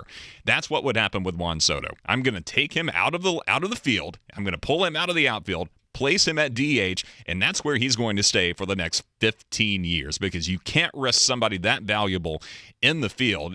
Could something happen in the batter's box? Probably, but it's risk versus reward, and you're going to get a heck of a lot more of a reward with Juan Soto standing there swinging a huge piece of lumber. Well, Juan Soto, he took home the title at the Home Run Derby on Monday night. I love the Home Run Derby. We have to talk about the surprise of the Home Run Derby, at least for me, because I'm not even sure I really knew this guy existed before the Home Run Derby, and then he went nanners, and now he's one of my favorite young players in all of Major League Baseball. You're in the Sportsocracy with me, Tank Spitzer, and Caleb Peak. We'll be back right after this. This is your time-saver traffic on the new ESPN Asheville. Traffic is slow. 26 westbound between Airport Road and the Blue Ridge Parkway. 26 on the eastbound side. Light delays between Long Shoals Road and Airport Road. 40 westbound delays between the Smoky Park Highway and George's Branch Road. Sweeten Creek Road north and southbound approaching Mills Gap Road is slow. Hendersonville Road southbound approaching Mills Gap Road also slow. Charlotte Highway, no backups. Tunnel Road, moving well. I'm Lyndon Fuel with your Time Saver Traffic. This report is sponsored by Pfizer and BioNTech. Charging a cell phone can be like getting a booster shot. A booster is given to enhance or restore protection after a primary series vaccination, which wanes over time. Schedule an appointment when you are eligible. Sponsored by Pfizer and BioNTech. Turning my pain into purpose is pretty much what I have done to start this foundation. In August 2020, after the death of George Floyd, Bridget Floyd and other Floyd family members established the George Floyd Memorial Foundation. It's going to take more than just us as a foundation. It's going to take the community, the world, to make a change, because it just can't be us. Fight for racial justice. Learn how at lovehasnolabels.com. Brought to you by Love Has No Labels and the Ad Council. To some, a baby's babbling doesn't mean much, but it does. Especially if there's no babbling at all. Little to no babbling by 12 months or later is just one of the possible signs of autism in children. Learn more at autismspeaks.org. Brought to you by Autism Speaks and the Ad Council. Things are a bit tight lately. That's why I love Kohl's. I went back to school shopping and got kids' clothes for under $6, sneakers for less than $20, and an extra 20% off already great deals, like 25% off backpacks. And get this, you can save more with a Kohl's card and earn Kohl's Cash. Talk about more style and more savings. Select styles, 20% offer until July 24th. Some exclusions apply. See store or Kohl's.com for details. Trust the professional parts people at O'Reilly Auto Parts to recommend the best products for your car. Like 5 quarts of Mobil 1 full synthetic motor oil, just $32.95. Extend the life of your vehicle, improve performance, and protect your engine against sludge and wear with Mobil 1 full synthetic. On sale now at O'Reilly Auto Parts and O'ReillyAuto.com. O'Reilly Auto Parts. There's a lot of talk about heroes these days. Hey, buddy, you want to go fishing? The folks in the funny outfits with superpowers and spandex. All right, buddy, let me help you. But at Ingles, we know that a lot of our heroes Now you look like a pro. are a little closer to home. They're the ones who give us what we need for those everyday adventures. That's why we look up to the ones who look out for us. Don't forget your fish food. Catch a big one. Ingles, See you later, Dad. all the ingredients for family. Everyone's heard about the housing market and this being the best time to sell a house in years. But the same thing applies to cars. Whether you're looking to buy a car, trade in, or sell that car in the driveway collecting dust, Fred Anderson Nissan of Asheville wants to buy your car. They have 2 on-site managers that work with Kelley Blue Book to give you top dollar for your vehicle. You can even have your car appraised instantly at AndersonNissan.com. Stop in and visit them today at 629 Brevard Road in Asheville or call them at 828-365-1663.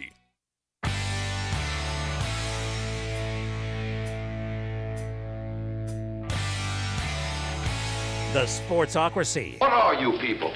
On dope? Welcome back into the Ingles Studio on ESPN Asheville and on the Sportsocracy.com. Talking baseball with Caleb Peak and Julio Rodriguez. He's a rookie. He came into the home run derby, and I wasn't expecting much. I mean, I know, and you know, these guys are in the home run derby; they can mash. But he just came up with like this fearless swagger, and ended up bombing like 60 homers in the first 2 rounds. And I feel like, were this a more popular sport, he would be much more talked to. Like if this were even at the level of the NBA slam dunk contest, he would have a shoe. I mean, it's by hard, now. I mean, Nike would have swooped him up if he didn't have a deal already, and he would be putting out shoes like crazy. Well, it's hard to believe the home run derby isn't at the level of the slam dunk contest at this point, but he is the talk of the town. I mean, players on both sides of the All-Star team, both NL and AL, could not get enough of this kid. I mean, he was friendly. He was talking up a storm. He wasn't a wallflower by any means. Was out there making friends, making an impact. What did I say on this show about this time last week? One of those teams to watch heading down the stretch, the Seattle Mariners, because of the tenacity, the audacity to believe that there's something special. Well, Julio Rodriguez is the spearhead there. He's the tip of the spear. He is something special. What was it? 6 total in the history of the home run derby. 6 total 30 home run rounds have ever been recorded. Julio Rodriguez has 2 of them, including his very first run, his very first round in the home run derby. What was it? 32 home runs he put up. 32 homers in the first to beat Corey Seager, the former Los Angeles Dodger, on his old home turf. Obviously, he now plays for the Texas Rangers, and then had 31 to put the pressure on Pete Alonso, in the defending 2-time champion, in the second round in the semifinals.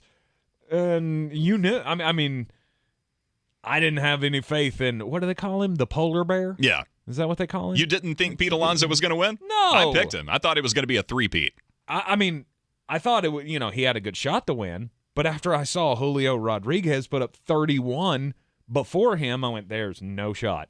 Pete Alonso is not coming back from this. Julio Rodriguez he might face Albert Pujols in the final. Was that a big shock to you that Albert Pujols came out of the first round against Kyle Schwarber? Kind of. I was a little bit shocked by that. Schwarber underperformed. He didn't have it. Yeah, it was not a good round for him. He should have beaten Albert. He did not. I mean, plain and simple. I feel like he threw it. You think so? No, I don't. I don't. You could tell he was trying, and he just didn't have it. He kept looking at the camera and everybody standing around like, I don't know what's happening right now. I can't hit 14 home runs. Like, what is wrong with me? I remember when I was a kid, we'd watch the home run derby, and somebody hit 14 home runs in a round, and you'd be like, did you see that? He hit 14 It was like you could hear a pin drop on the broadcast because when Pujols walked away with, 13 home runs? 13, yeah. Before he got the overtime or the swing off or whatever. I mean, they couldn't say anything. They're like, oh, well, that was nice. Look at that. Oh, Albert got 13. Now watch Kyle Schwarber. I thought he was going to do it in a minute. Right. Like, it's only going to take 60 seconds for Kyle Schwarber to knock Albert Pujols out, and we're not even going to have to worry about this. But then as it went on, I was like, wait a minute. Is he doing this on purpose so Albert gets a little more curtain time? And that's a huge reason why I love this new format of the Home Run Derby, because it emphasizes how difficult it really is. I mean, growing up, you think it's a fun thing. It is a fun thing. I mean, it's something guys like to be a part of. But you would think it would be easy just to stand up there with no helmet or a hat turned backwards and just yak, right? Just go yard all day. Well, it's not. I mean, these are big parks. I mean, Dodger Stadium's not the biggest in the league, but it is not easy to clear the fence and to do it over and over and over again. In the past, you didn't have the timeouts. You only had a set number of balls. You had to hit as many home runs as you could before you got 10 outs, and everything that wasn't a home run was an out. Well, you see these guys now, I mean, in 3 minutes, they're taking 50, 60 swings, and half of them could be outs. So you're getting the bloated numbers because they're on a pitch clock. But that was the other thing with Albert. Like, I kept watching it going, there's no way he's going to win this thing because they're taking forever to pitch to him. Like, he's so old, like, the pitcher doesn't know what he's doing. He's, like, setting up and waiting for Albert. Like, you got to rapid fire these things. And by Albert's second round, he's taking his time getting back into the box. He's tapping the plate. He's wasting seconds. He didn't expect to win the thing. I don't think he thought he was going to get past Schwarber in the first round. Heck no. So he wasn't trained. He wasn't conditioned for this. He's an old man. All the respect in the world, but anyway, all in all, the home run derby I thought was, it's always better than the game itself. But I think baseball's actually doing this right. I just wish more people would watch it. More people talked about it, because I feel like, Julio Rodriguez. It's great to have a bat like that back in a Seattle Mariners uniform. Because yes, I did the same thing everybody else did. You flash back to watching Ken Griffey Jr. when you were a kid in the home run derby, just smashing balls. And, to a much lesser extent, Robinson Cano. But they haven't had one since Ken. So. And how great would it have been, because Ken Griffey Jr. presented the Home Run Derby trophy this year. I was pulling for Rodriguez so much just so Ken would be able to present him with the trophy. But that's one thing, though. I was talking with this. Jeremy and I were going back and forth on Tuesday about this. That even though it wasn't the most all-star of the all-star games, you're missing a lot of big names in the Home Run Derby. I mean, Aaron Judge wasn't part of it, for crying out loud, because he's already won it. He didn't want to be a part of it again. So, for whatever reason, your home run leader in the league doesn't want to be in the Home Run Derby. Because he didn't want to lose. Yeah, but this, at the same time, it's an... I see what you did there. Well, it's true. I feel like... You think Aaron Judge would have lost? I don't know. I don't know if he would have won or if he would have lost. It looks bad when you're the home run leader and you get into the Home Run Derby and you lose. You're right. Do you think that Aaron Judge, I know he's fully capable, but do you think that if he were in it and he had been, the number 3 seed, he probably would have been the number 1 overall seed, but still, if he'd have been the number 3 seed, do you think he could have, it was likely that he was going to hit 33 home runs to take down Julio Rodriguez? No, it looks bad. Like last year, Shohei Ohtani losing in the first round. We all expected him to walk through the competition.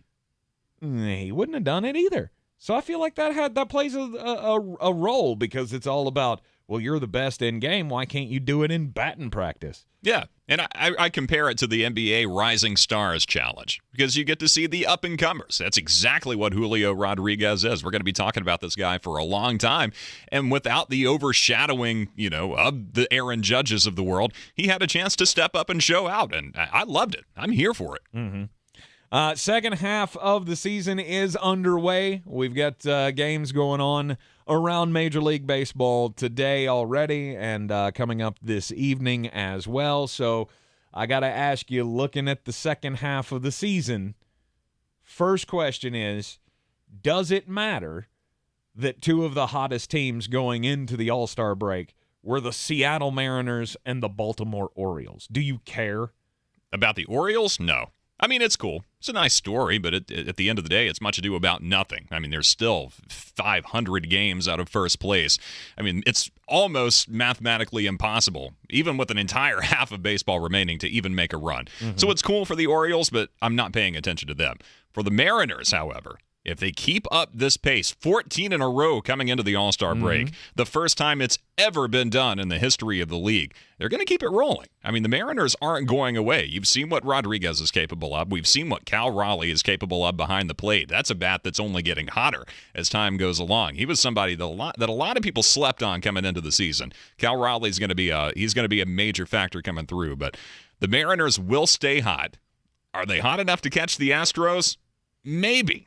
Unlikely, but the Stros didn't look good coming into the All-Star break. They lose their last series to the Athletics. The Oakland A's take 2 of 3 from Houston going into the break. And now they've got a series with the Yankees. Actually, game 1 of that series is happening right now. They lose that series, and Houston is going to be on a downtrend. I mean, they're going to have to turn things around. Now, they've still got a sizable lead in the West, but the Mariners, with 3 wild card slots open this year in either league, you've got a lot of opportunities to make the playoffs, even if you're not a number one top tier in your division, in your league, whatever. There's a lot of chances to slide in. The Mariners are due to grab one of those. And, I mean, if they stay even remotely as hot as they have been, I think they coast into one of those wild card spots. And we've seen it in the past. The Washington Nationals in 2019. If you get into the playoffs, you have a chance. Yep. You're in the Sportsocracy here on ESPN Asheville, 92.9 FM, 880 AM, and 1400. What else? Who else are you looking forward to watching over the second half of the season? The NL East. I mean, of course, big Braves fan here, but DeGrom. Jacob DeGrom in New York, with his return, his majestic resurgence, and his return to the mound that was supposed to happen against either the Padres or the Yankees, which is the first and the second series coming out of the All-Star break. He was supposed to come back on his white horse and save the day. For a New York pitching staff that's not that great, you've got Max Scherzer and who else? Carlos Carrasco that might be able to do something. It's been the defense. I mean, the defense and the occasional well-placed hit that's made New York so good over the first half. It's without DeGrom, you really run the risk of allowing Atlanta to trim that 2.5 game lead. You could probably be even with one another because the Braves have 3 softball series coming back out. You've got the Angels, you've got a tough one on the road against Philadelphia in the second series, and then you come right back home against Arizona. 3 series that are easily winnable for Atlanta. And so if New York doesn't respond, if DeGrom doesn't come back soon, and if he comes back and doesn't have his stuff, we're going to have a horse race coming down to September for the NL East. Only 2.5 games separate the New York Mets from the second place Atlanta Braves in the NL East division. The AL East is going to be fun to watch as well, with those teams fighting at the top. I mean, the Yankees are running away with it, but it's going to be a hell of a race between the Rays, the Red Sox, and the Blue Jays coming down the stretch. And who knows, maybe the Orioles, maybe, don't bet on it. Boston could slide in there with a wild card, though. They could. 100%. They could. But the fact that Chris Sale's going to be on another 9 weeks, woo, thanks for that. You are in the Sportsocracy here on ESPN Asheville. Caleb Peak back with us next week to talk more baseball here on Make Me Care Thursdays on ESPN Asheville. This is your Exergen Temporal Scanner weather forecast on ESPN Asheville. Temperatures heating up for Friday and this weekend. Widely scattered showers and storms possible for us here as we head through this evening. Otherwise, partly to mostly cloudy tonight, middle 60s. Morning fog Friday, otherwise mix of clouds and sun and hot tomorrow with highs near 90. In our weekend forecast, hot and humid mix of clouds and sun. Just a stray afternoon or evening storm expected both days with highs in the low 90s. I'm meteorologist Ken Boone at the Weather Channel. This is your time saver traffic on the new ESPN Asheville.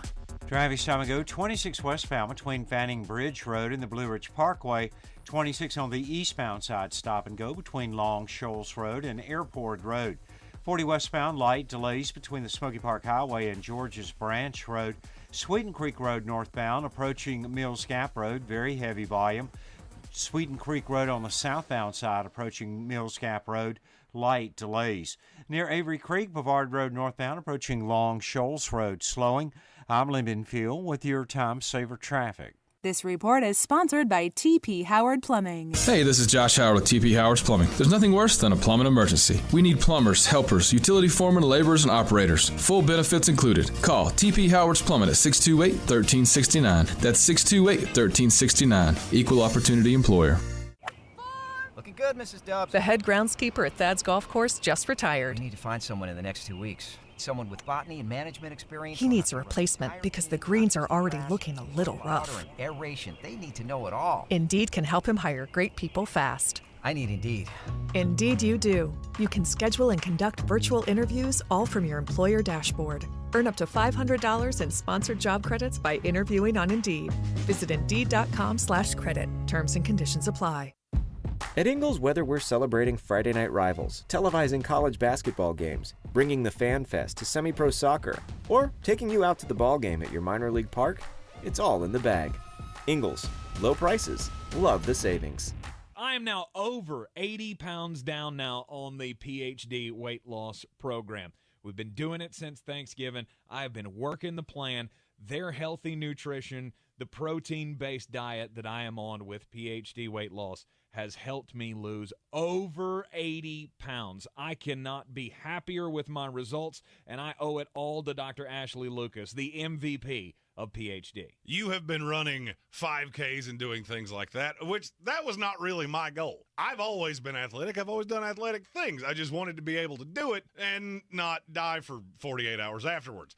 And thanks to the plan and program at PhD, I'm able to do that. I'm playing golf the same way I did in my early 20s. I'm down to my high school weight, and I haven't felt like this since I was in high school, and it's all thanks to PhD weight loss. 213 pounds after being 295. MyPhDweightloss.com. PhD Weight Loss, the official weight loss program of the Clemson Tigers and their fans. I believe real estate isn't about properties. It's about people. I am Clarissa Marshall with eXp Realty, serving all of Western North Carolina. Navigating the home buying and selling journey can feel overwhelming at times, and that's why having an agent who cares about you and your needs is key. I'm a native of Western North Carolina, and I close over a home a week. I'm an expert in the market, pricing my sellers correctly to net you the most money, and working as a skilled negotiator for my buyers. Please give me a call today at 828-774-6343 to set up a complimentary market analysis.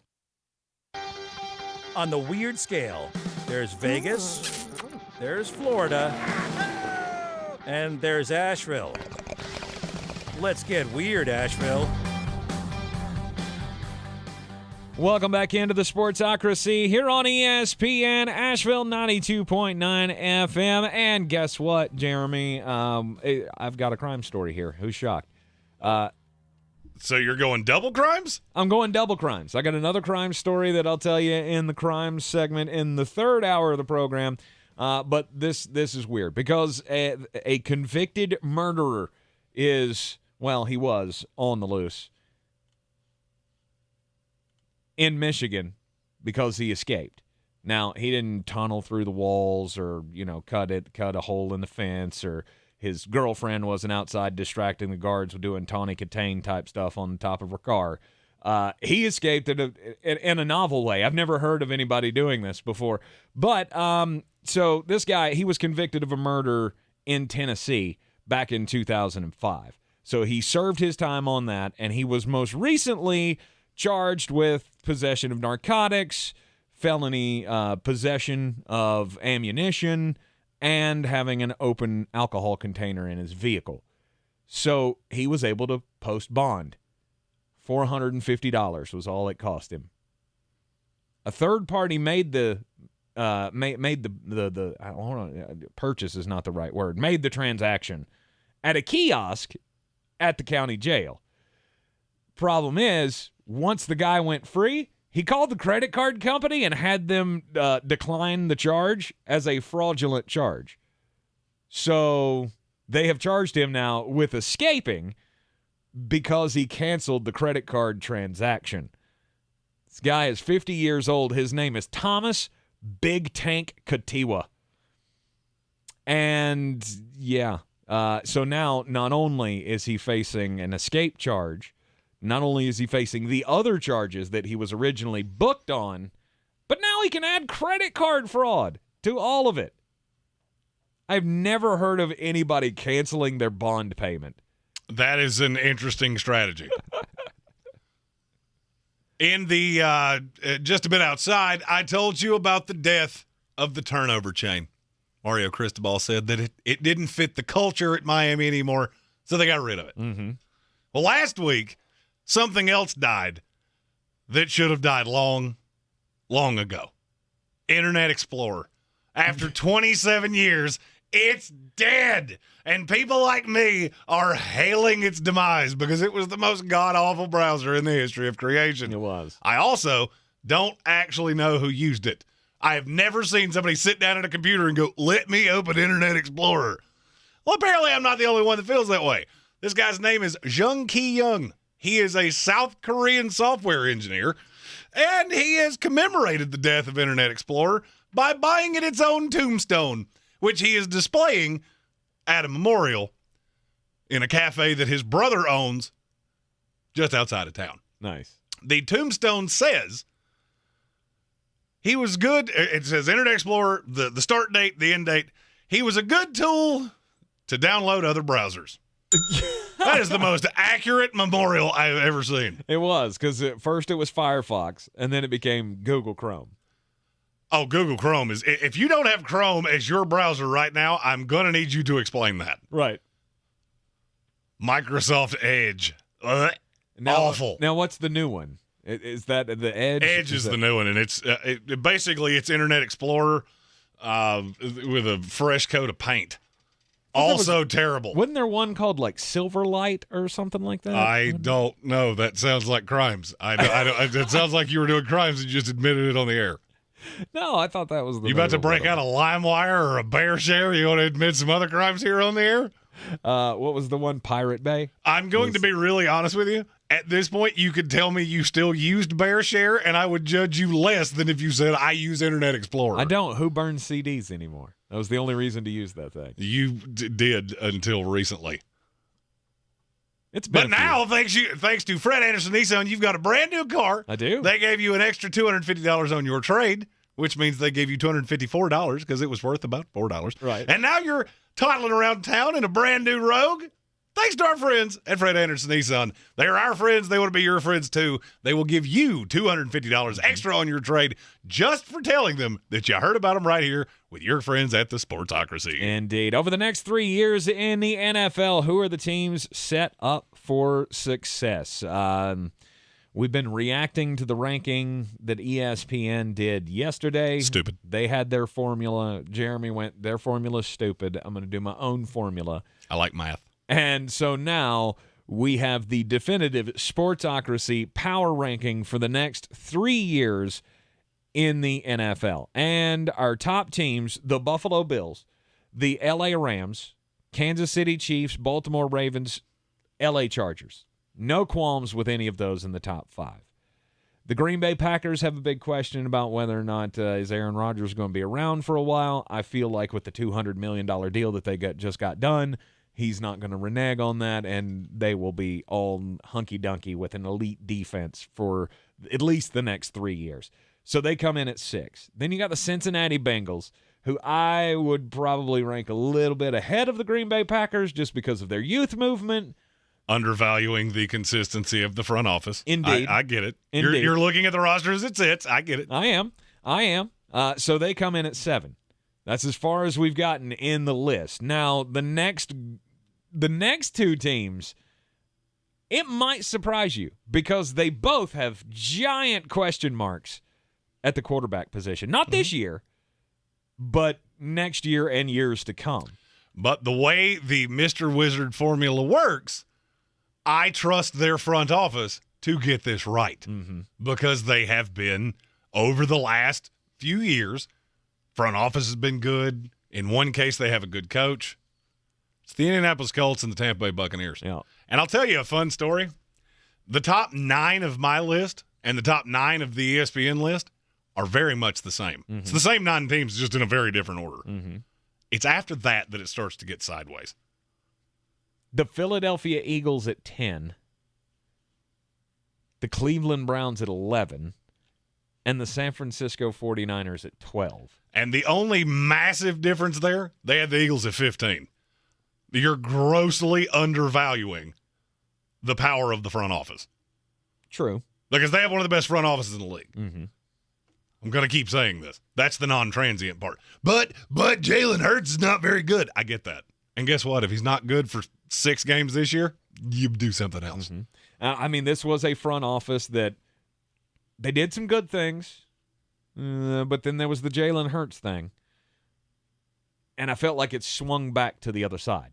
After Nick Sirianni was able to help this team get to the playoffs last year with reinventing the wheel on offense, just going straight running team basically, and taking a couple of shots down the field here and there with Jalen Hurts, found a way to make this team competitive in the playoffs.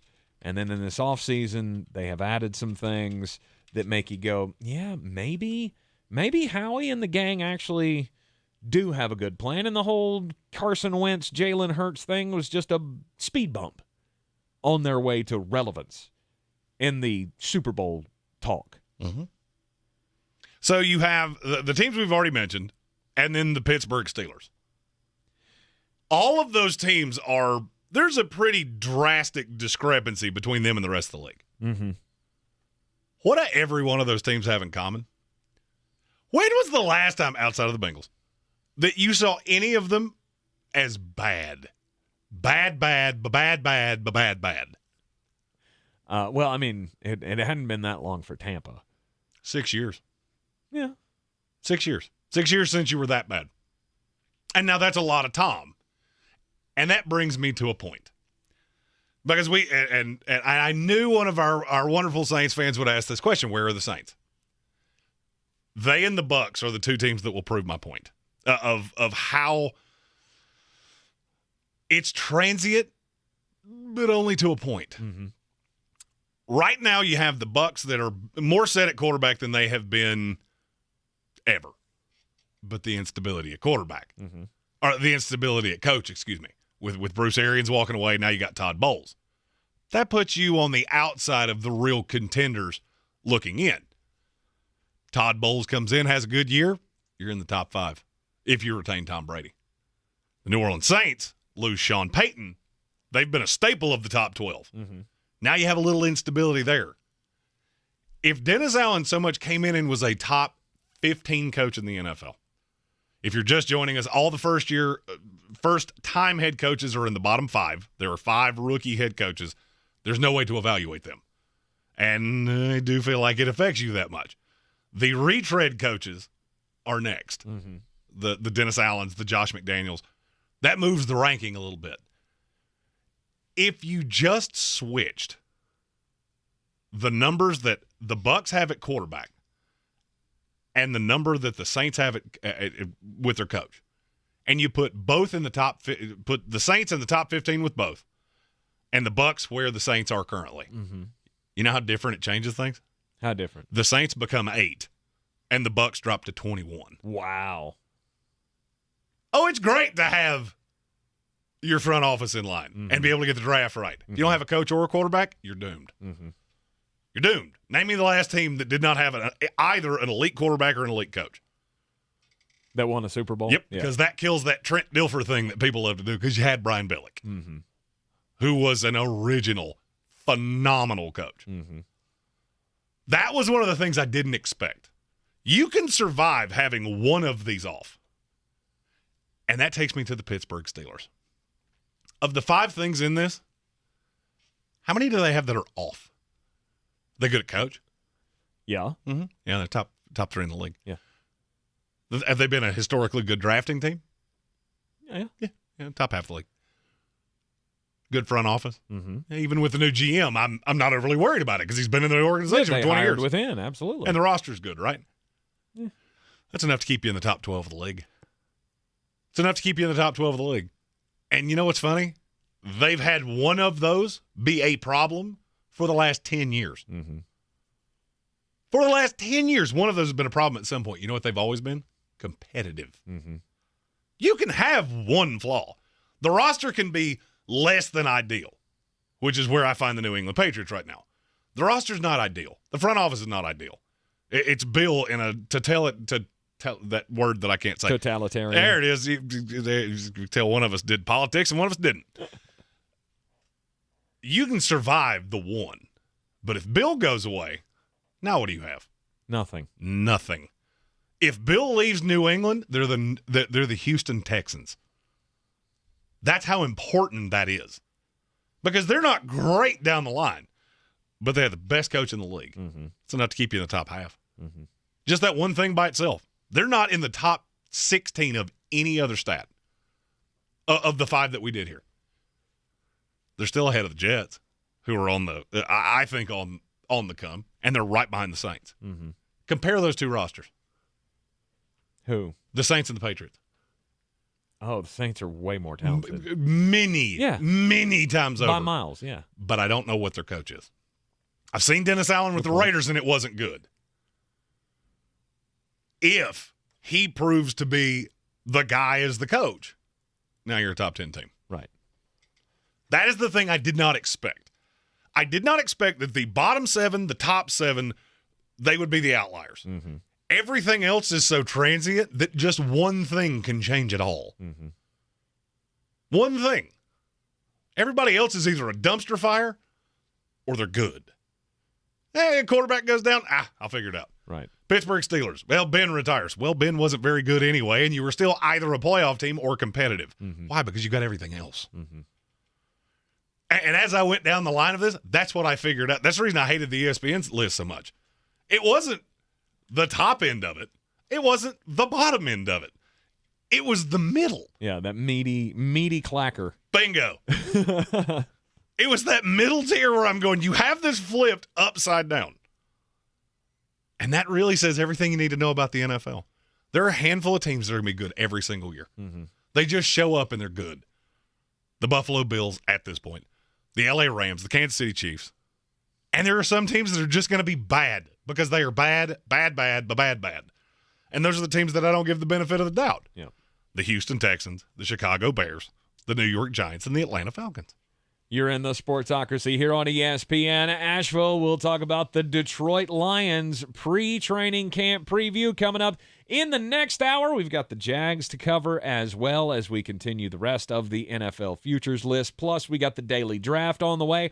But coming up next, the draft nerd Jeremy Greene. Are you still at ESPN Draft Nerd? At ESPN Draft Nerd. Right. I have not changed my Twitter handle again. You change it more than you change your underwear. Well, so. I got this one, and there's no weird punctuations or numbers. Okay, all right. I can't have numbers on the end of my Twitter handle. At ESPN Draft Nerd on Twitter, he will preview another of the top 50 players that you need to watch for this upcoming college football season in preparation, of course, for the almighty 2023 NFL Draft. This is your time-saver traffic on the new ESPN Asheville. Traffic stop and go 26 westbound between Fanning Bridge Road and the Blue Ridge Parkway. 26 on the eastbound side slows between the French Broad River to approaching Airport Road. 40 westbound delays between the Smoky Park Highway and George's Branch Road. Near Avery Creek, Boulevard Road northbound approaching Long Shoals Road is slow. Sweeten Creek Road north and southbound approaching Mills Gap Road slow. Checking the drive time from Biltmore Forest to Fletcher via Hendersonville Road southbound. Drive time 16 minutes. I'm Lyndon Field with your Time Saver Traffic. This report is sponsored by T.P. Howard Plumbing. Hey, this is Josh Howard with T.P. Howard's Plumbing. There's nothing worse than a plumbing emergency. We need plumbers, helpers, utility foremen, laborers, and operators. Full benefits included. Call T.P. Howard's Plumbing at 628-1369. That's 628-1369. Equal opportunity employer. Try Taco Bell's new cheesy double beef burritos now. A melty 3-cheese blend with nacho cheese sauce and double the seasoned beef in classic and spicy. At participating stores for a limited time while supplies last. Prices vary, tax extra. Double the seasoned beef as compared to beefy melt burrito. Mr. Clean, Mr. Clean. If your friends are using Mr. Clean Clean Freak spray, you won't find grease on their stovetop, or soap scum in their bathtub, or tomato sauce splatter in their... why are you looking at my microwave? No reason. Clean Freak is different than other spray cleaners. Its innovative spray nozzle delivers a powerful deep cleaning mist that starts working on contact, easily breaking down tough messes in seconds. Mr. Clean Clean Freak. At Ingles, we're all in for summer. Whether you're hitting the trails, hitting the water, or hitting the golf ball, We have everything you need for the perfect picnic, the greatest grill out, and the best beach vacation. We know that the mountains are calling, the open road awaits, and that pool party is ready to rock. So head on over to Ingles and stock up on all the goodies to get you through your summer of freedom. Ingles, low prices, love the savings. When I finally drove the old car into the grave, I knew there was only one place I was going to go. Fred Anderson Nissan of Asheville, home of the family plan. And yes, they treat you like family. I went in, told them what I was looking for, told them my budget, and in no time, I was signing the paperwork on my certified pre-owned vehicle. They have the area's largest selection on quality pre-owned vehicles and certified Nissans. They go through a 167-point inspection, so you know it's not going to let you down. They gave me the Carfax report, so I know the history of my vehicle. And the Fred Anderson family plan gives me things like oil changes and car washes and loaner cars if I have to have major work done on the car in the future. For me, buying a car has always been an intimidating thought. But the folks at Fred Anderson Nissan of Asheville made it super easy. Don't be like me. Don't wait till the last minute to get a deal done. Go to AndersonNissan.com or stop by the showroom at 629 Brevard Road. And don't forget to mention we sent you from the Sportsocracy and get a $250 bonus on your trade-in at Fred Anderson Nissan of Asheville.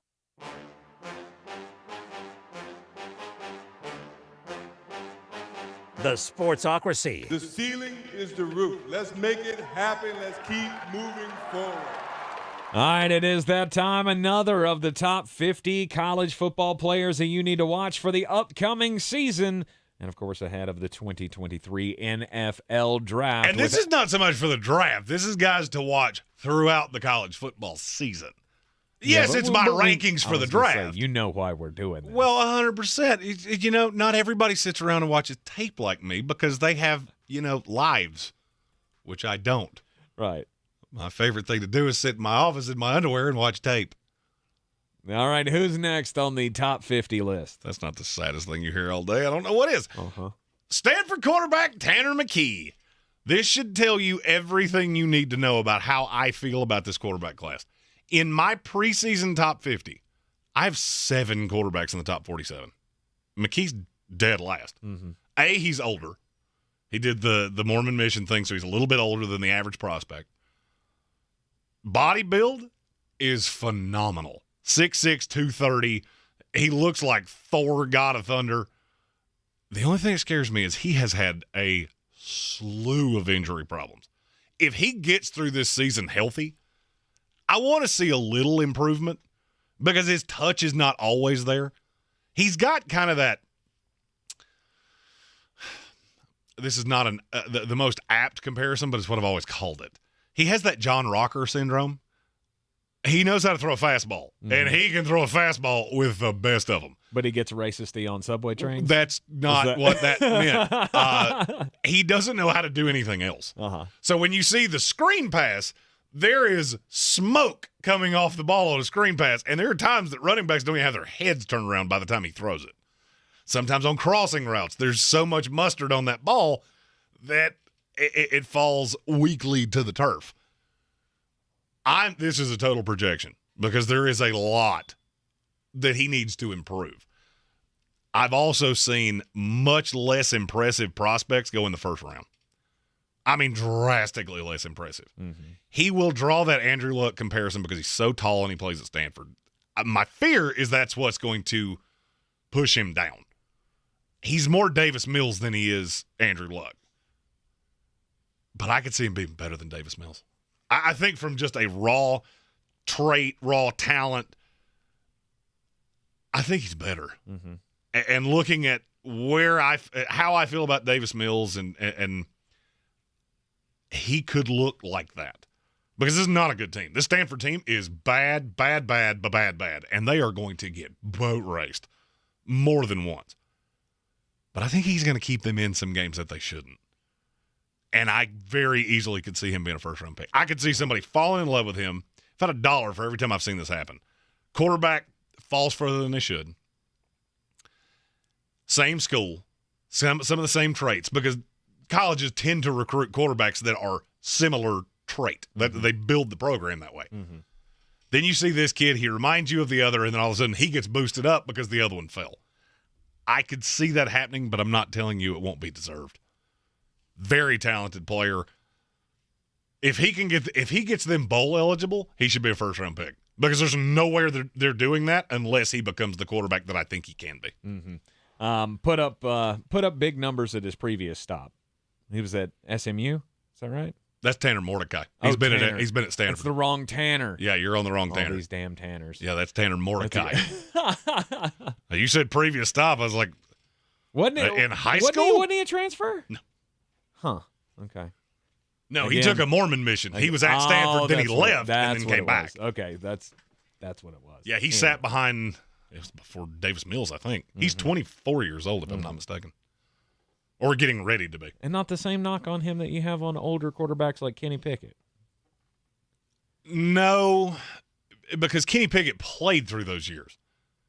He didn't. Yeah. I mean, it's one thing when you've played 5 years in college and, well, the last year I was great. Well, you've started 60 games.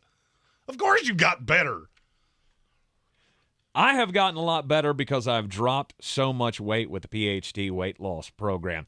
PhD has helped me lose over 80 pounds. I'm close to the 210 mark on PhD, and people are baffled by how I look so much different from when I started this program back in November. The weight has fallen off. I don't have as many health issues and aches and pains as I used to. Shocker of shockers, I was being weighed down by my eating habits. Thanks to the healthy program at PhD, I am a much slimmer Tank Spencer. I had gotten very lazy in my eating habits, and I was never crazy large, but I was just always a little chunky. Now I'm playing golf, sleeping better, all the things I've said, but now I've gotten to the point where people that haven't seen me in forever, they're noticing the change and that I look like I did 15 years ago, and that's all thanks to the Plan and Food at PhD Weight Loss. PhD Weight Loss is the official weight loss program of the Clemson Tigers and their fans. Go to myphdweightloss.com. This is your Exergen Temporal Scanner weather forecast on ESPN Asheville. Temperatures heating up for Friday and this weekend. Widely scattered showers and storms possible for us here as we head through this evening. Otherwise, partly to mostly cloudy tonight, middle 60s. Morning fog Friday, otherwise mix of clouds and sun and hot tomorrow with highs near 90. In our weekend forecast, hot and humid mix of clouds and sun. Just a stray afternoon or evening storm expected both days with highs in the low 90s. I'm meteorologist Ken Boone at the Weather Channel. This is your time saver traffic on the new ESPN Asheville. Traffic stop and go, 26 westbound between Fanning Bridge Road and the Blue Ridge Parkway. 26 on the eastbound side slows between the French Broad River to approaching Airport Road. 40 westbound delays between the Smoky Park Highway and George's Branch Road. Near Avery Creek, Boulevard Road northbound approaching Long Shoals Road is slow. Sweeten Creek Road north and southbound approaching Mills Gap Road slow. Checking the drive time from Biltmore Forest to Fletcher via Hendersonville Road southbound. Drive time 16 minutes. I'm Lyndon Fuel with your Time Saver Traffic. This report is sponsored by Staples Stores. Staples has what you need for school at prices that won't hold you back. Now Crayola 10-count markers and 12-count colored pencils are just 99 cents each, and Staples one-subject notebooks are just 35 cents each, in-store only. Offer ends 8/27, limit 30. Don't send your kids back to school. Send them forward at Staples. From the Ingles Studios, this is This is SportsCenter. I'm Doug Brown. Quarterback Kyler Murray of the Cardinals will now have the second highest average salary in the league at his position, behind only Aaron Rodgers. ESPN's Adam Schefter reports Murray agrees to a 5-year extension worth $230.5 million. John Gambadoro from Arizona Sports 98.7 says the Cardinals had to get this deal done. The quarterback that they drafted, Josh Rosen didn't work out. Matt Leinart didn't work out. Jake Plummer really didn't work out. Didn't win one playoff game for them, but didn't work out. Went to Denver, and he was a little bit better there. They've had no success drafting quarterbacks and having a franchise quarterback, so they are betting on Kyler Murray. John Gambadoro on Barton Hahn. Murray will now average a little more than $46 million a season. ESPN's Jeremy Fowler reports quarterbacks Josh Rosen and A.J. McCarron are working out for the Browns. The team wants to have 4 quarterbacks to start training camp with a possible suspension for Deshaun Watson. Baseball today, first of 2 in Houston. The Astros get a pinch walk-off infield hit from J.J. Matijevic to beat the Yankees 3-2. If you need solid hires fast, you need Indeed. The all-in-one hiring solution makes it easy to attract, interview, and hire candidates from the same place. Want to find your next great hire? Visit Indeed.com/credit.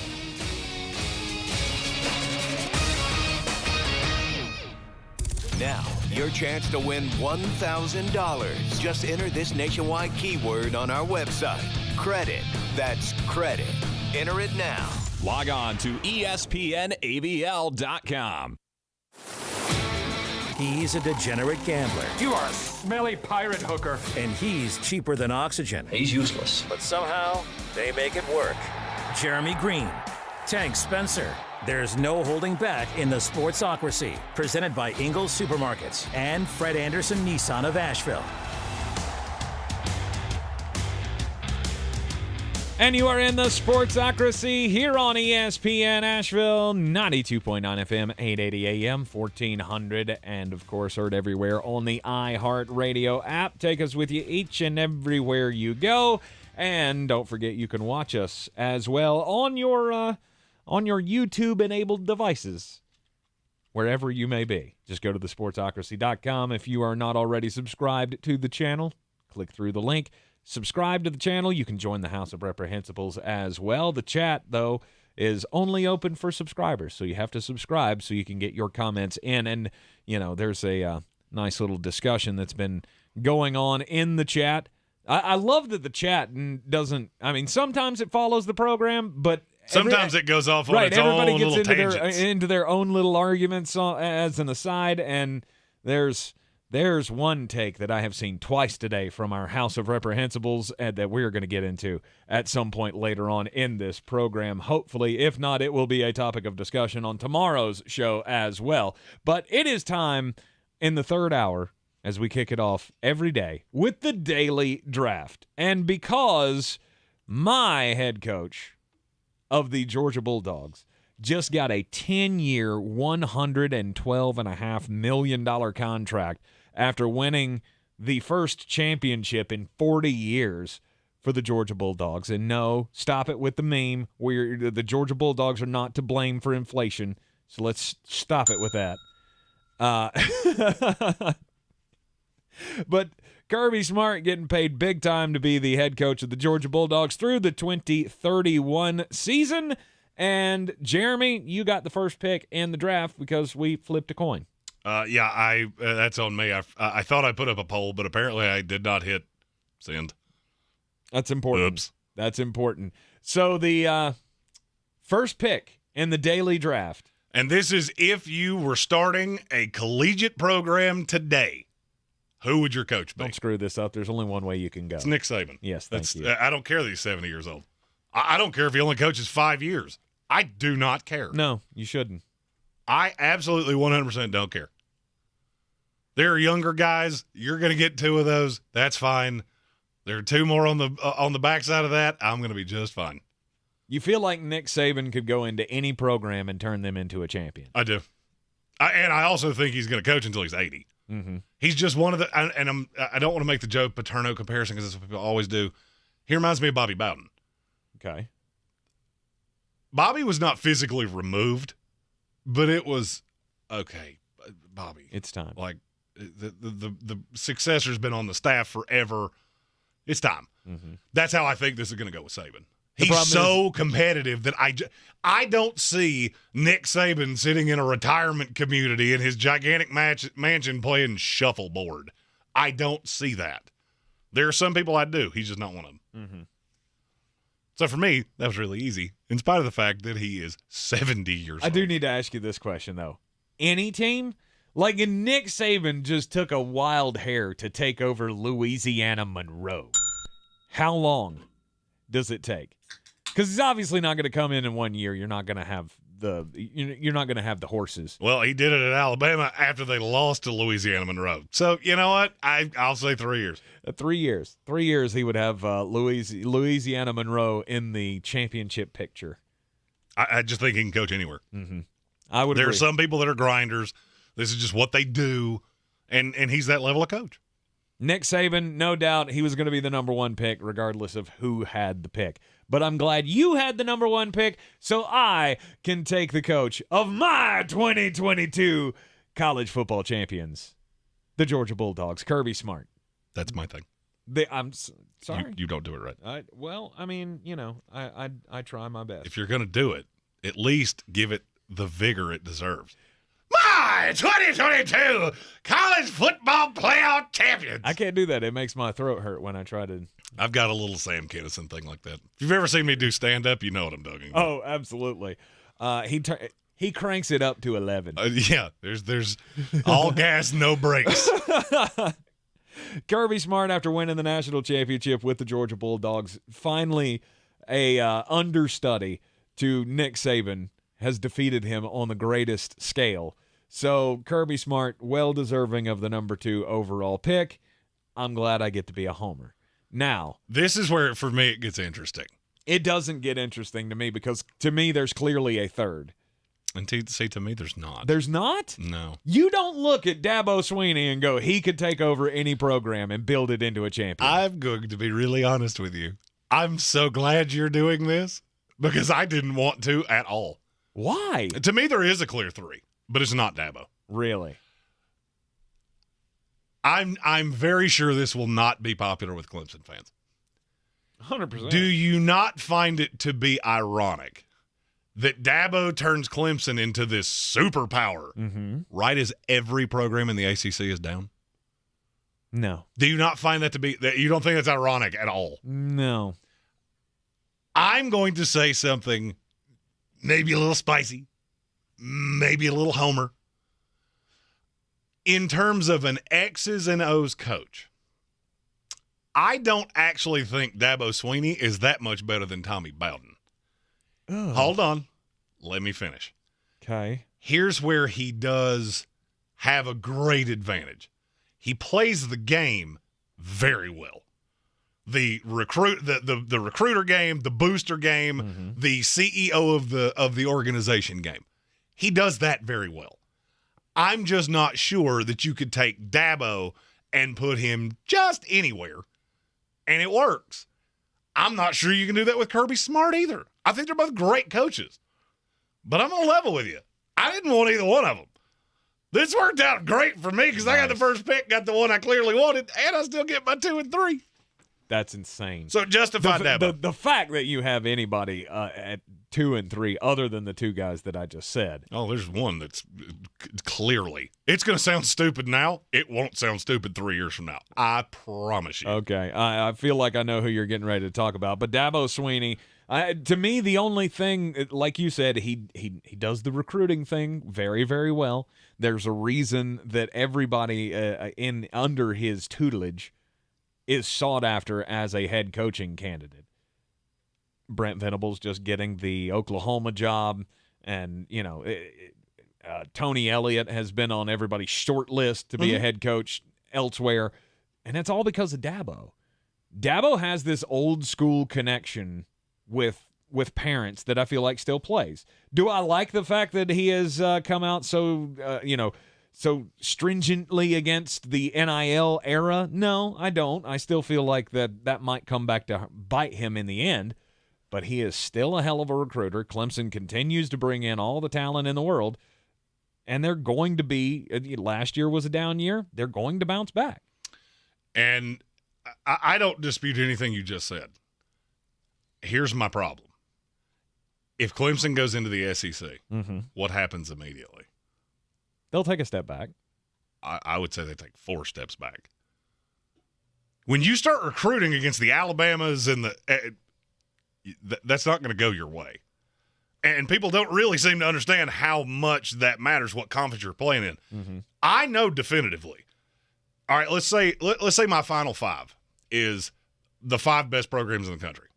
Georgia, Alabama, Clemson, Ohio State, throw whatever 5th in there you want because it's been cyclical. Ohio State, I know I have to contend with Michigan. Were they really a threat? No, not really.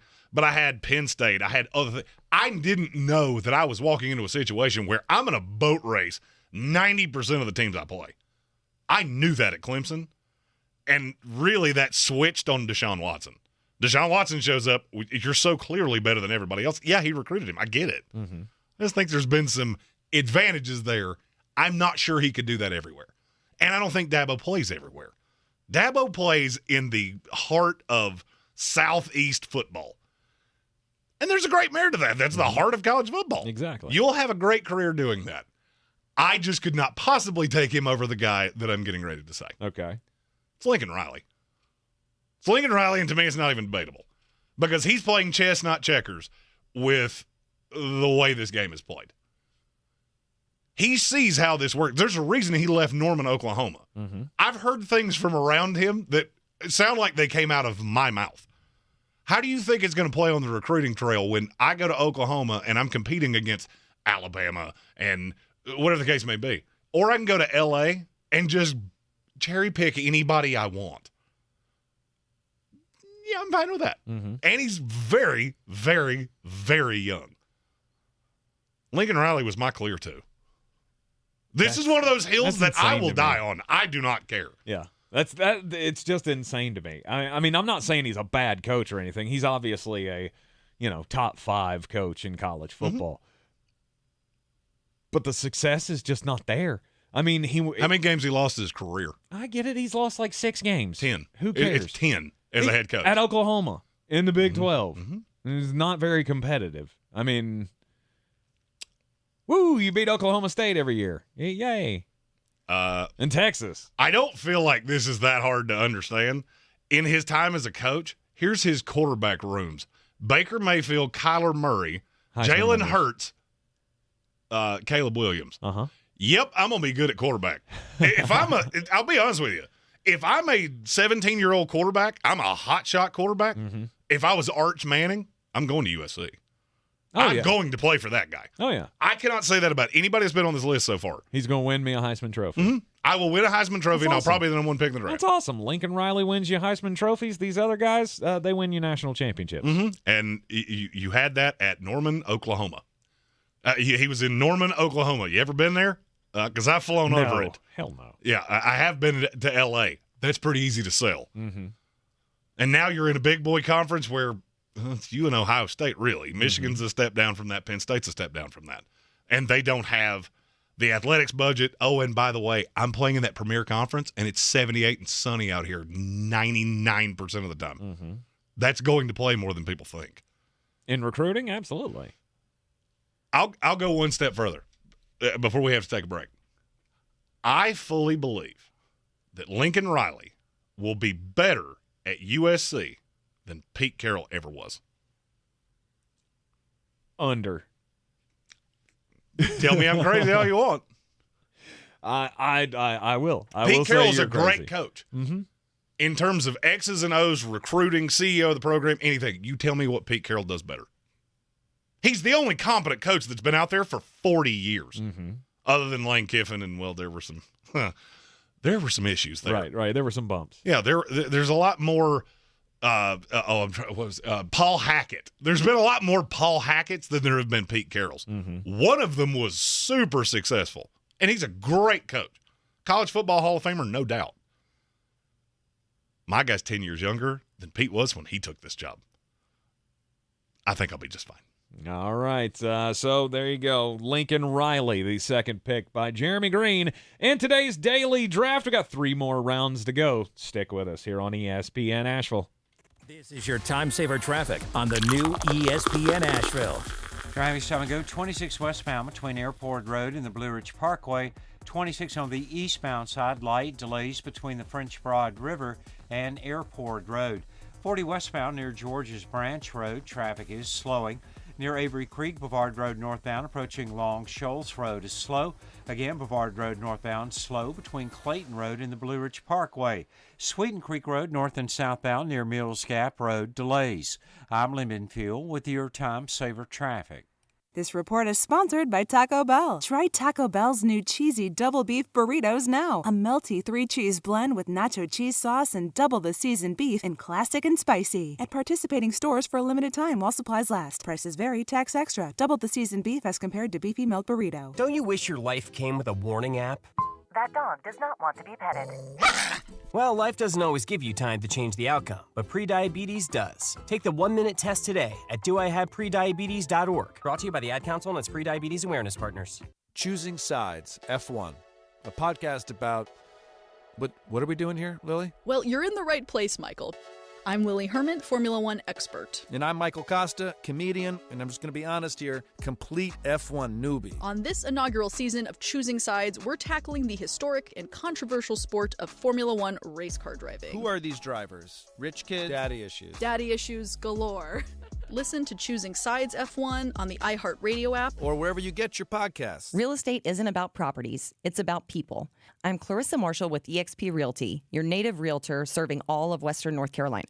I will work hard for you, and I believe in doing the right thing every time. I market each of my listings to reach out-of-town buyers. I use a professional photographer and drone video on every single listing, as well as collaborate with agents across the country to find your buyer.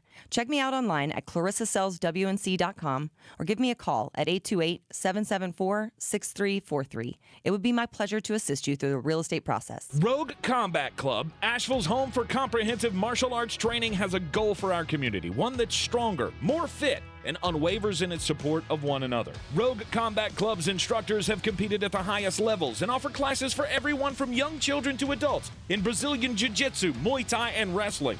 Rogue Combat Club classes can help you boost your self-confidence and self-defense skills while weeding out the egos and intimidation found at other gyms. Join today at roguecombatclub.com.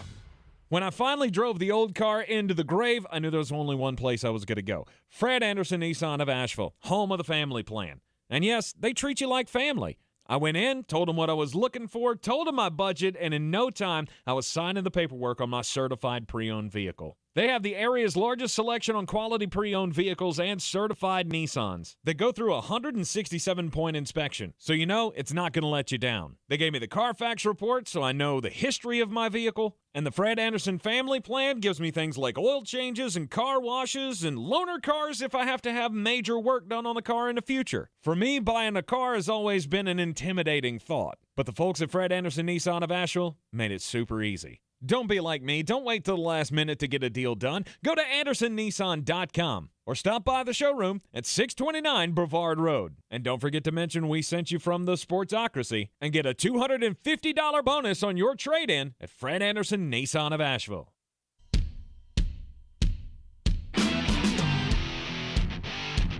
The Sportsocracy. Why are you smiling? Because I love football.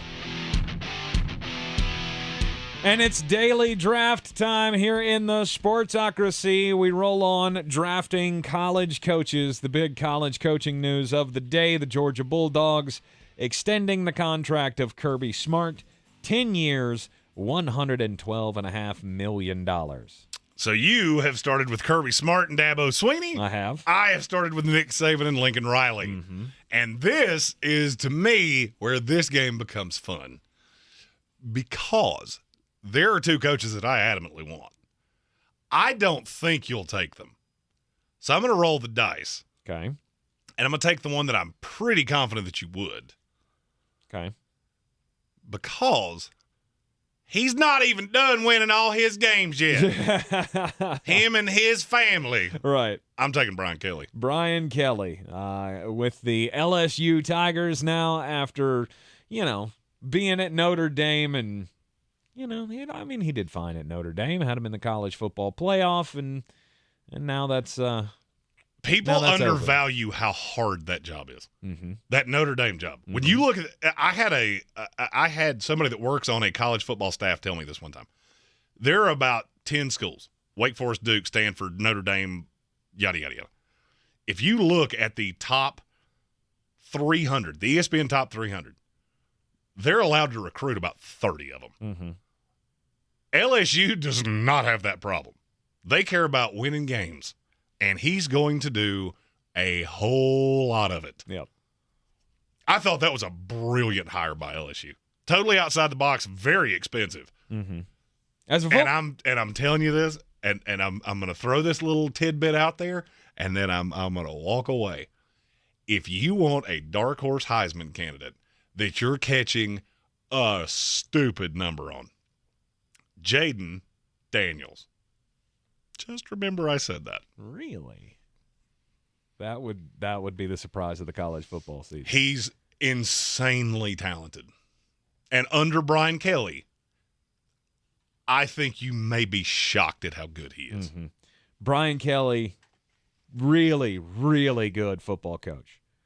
I hate him with a passion, though. I don't know why. It's something about him. Like, he's got one of them faces that I'm going to need you to do something about your face. I just need him to do something about his accent. And then when he went out and did the fake accent thing. Oh, yeah. Well, I mean, now, in terms of fake Southern accents, Brian Kelly is right there with Jodie Foster in Silence of the Lambs and Nicolas Cage in Con Air.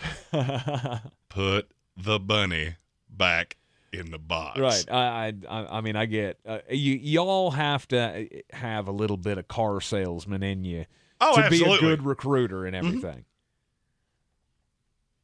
But there's something about it. Like, two things I never want you to do ever again, Brian Kelly.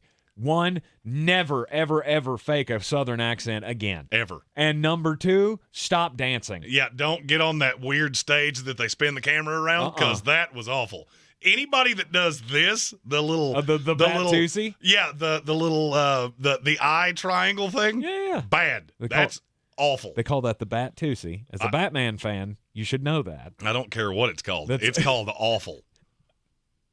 I am so glad you took Brian Kelly at number 3, because now it gives me the opportunity to draft a guy who now will complete my terrific trio of coaches that I have ranked 3 of them in the top 4 in the country. And it's Ryan Day of Ohio State. That's the one I wanted you to take. And I don't know why. Because Ryan Day, okay, so he stepped into a good situation at Ohio State, obviously. Yeah, following one of the greatest coaches that ever lived. You threw out that stat about Lincoln Riley. How many games did he lose? How many has Ryan Day lost? With Urban Meyer's players. I don't think Ryan Day's that level of coach. Really? I really don't. All right, and here's how I'll preface this. Okay. If Ohio State had hired Luke Fickell, would they be in a different position right now than they are with Ryan Day? Because my answer would be no. Oh, you think they'd be the same? I think it'd be the exact same. Just as effective. Yep. I think they're equivalent coaches. And that's not a slight. You're still very, very good. Mm-hmm. I'm starting a program. Who am I going with? I don't know. So you think Ryan Day is more of a product of the situation that he's in? He already stepped into a brand. He didn't do the work. He's done a great job. Games. He's done a great job. You also followed Urban Meyer. Mm-hmm. So, I mean, you're not Ron Zook, I'll give you that, because he couldn't do that. Right. So, I mean, he's a very good coach. I'm not trying to slight him. He was not even on the board for me. Mm-hmm. 3 years from now, that could make me look like an idiot. But I'm okay with that. Yeah. I'm okay with that. Well, now this is where it gets fun. This is the one where you could make me say bad words, and it's not because of the coach you think it is. Well, look, I don't have any idea where you're about to go. I mean, I got a good feeling. I don't think you do. Well, all right, look, I feel like there's another coach in the SEC that doesn't get enough pub. This might be too early, but I'm about to pull the trigger on Mark Stoops. I feel like he's a big-time head coach that for some reason just has not left Kentucky. I don't know why it is. I don't know who's not giving him the shot or what, or if he's just comfortable winning, enough games to get a decent bowl at Kentucky. Nobody ever expected him to win there. That's a hard job, too. Yeah. That's one of the very few that it's a basketball school first. Right. I'm going to level with you. That's actually a low-key very good pick. Was it a little early? Sure. It's a little early. I thought I was going to be able to get him with my second pick on this turn. Right. And there's one that I'm dumbfounded that you took him in front of. Well, I mean, there were a few that I considered here. But I I feel like if Mark Stoops got the shot somewhere, he would prove to everybody how great of a coach he is. Again, you're at Kentucky, of all places, a place that has been a dumpster fire for college football forever. And he has them as a perennial contender, under Georgia in the SEC East. So I think he's coaching at the highest level, and he's making his teams competitive. He's obviously recruited some great players. Yeah. It's a fantastic pick. Yours is a little projection. Yes. But I think he's a fantastic coach. Now, there are two coaches sitting on the board for me that I just never even kind of thought were going to be here. Mm-hmm. Out of sheer spite, I'm going to have to take one of them second.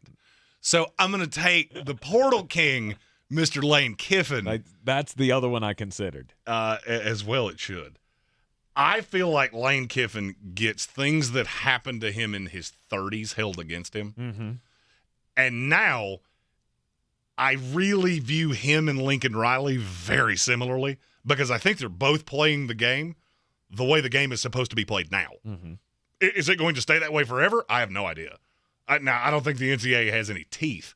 And I have two guys that really understand how social media works, how brand works, and they're going out and cherry picking the transfer portal.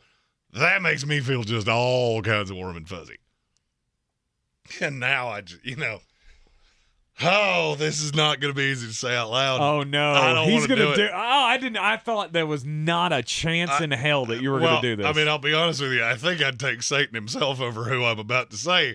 But the fact that he got the 9, I can't. Mm-hmm. I can't not do it. Mm-hmm. And so I'm national champion. Jimbo Fisher. Yeah, Jimbo Fisher. I didn't want to. Uh-huh. But he's a better coach than this. I feel like you were challenging me there that I just wouldn't do it, and you thought he would slide into you. I wanted to see if you could bring yourself to do it. I'm actually kind of proud of you that you didn't vomit on the air. It hurt. I'm not going to lie. I didn't need a reason to drink tonight, but I have one. You have one just now? Because now I'm going to have to put out a social media graphic with my name and Jimbo Fisher's name right beside each other. But he's still a good coach. He is. He's still a good coach. And he's also playing the game the right way. Mm-hmm. I shouldn't have said it that way. Because he's not playing the right way. He's playing it the way that is being dictated to him right now.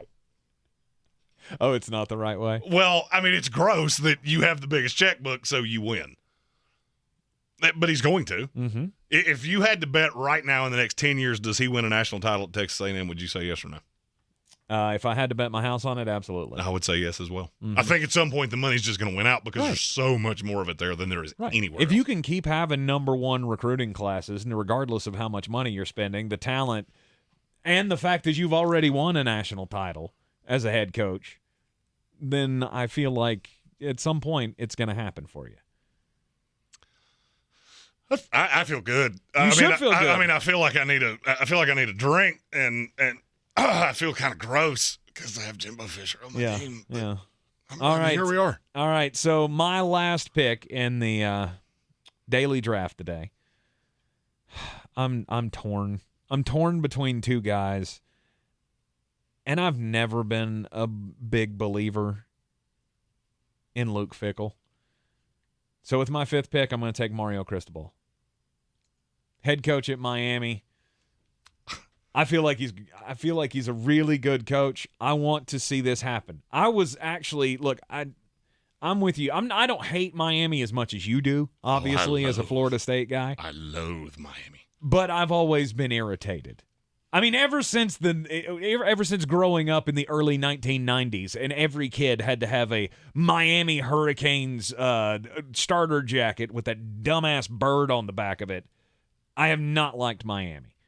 But I actually rooted for Mark Richt when he went back there. He was the alum that was going to come back and change the fortunes of the program. Mario Cristobal, I feel like he can get the job done. I'm going to say this with absolutely no animus, no homerism, or whatever you want to call it. Mm-hmm. I think he's going to.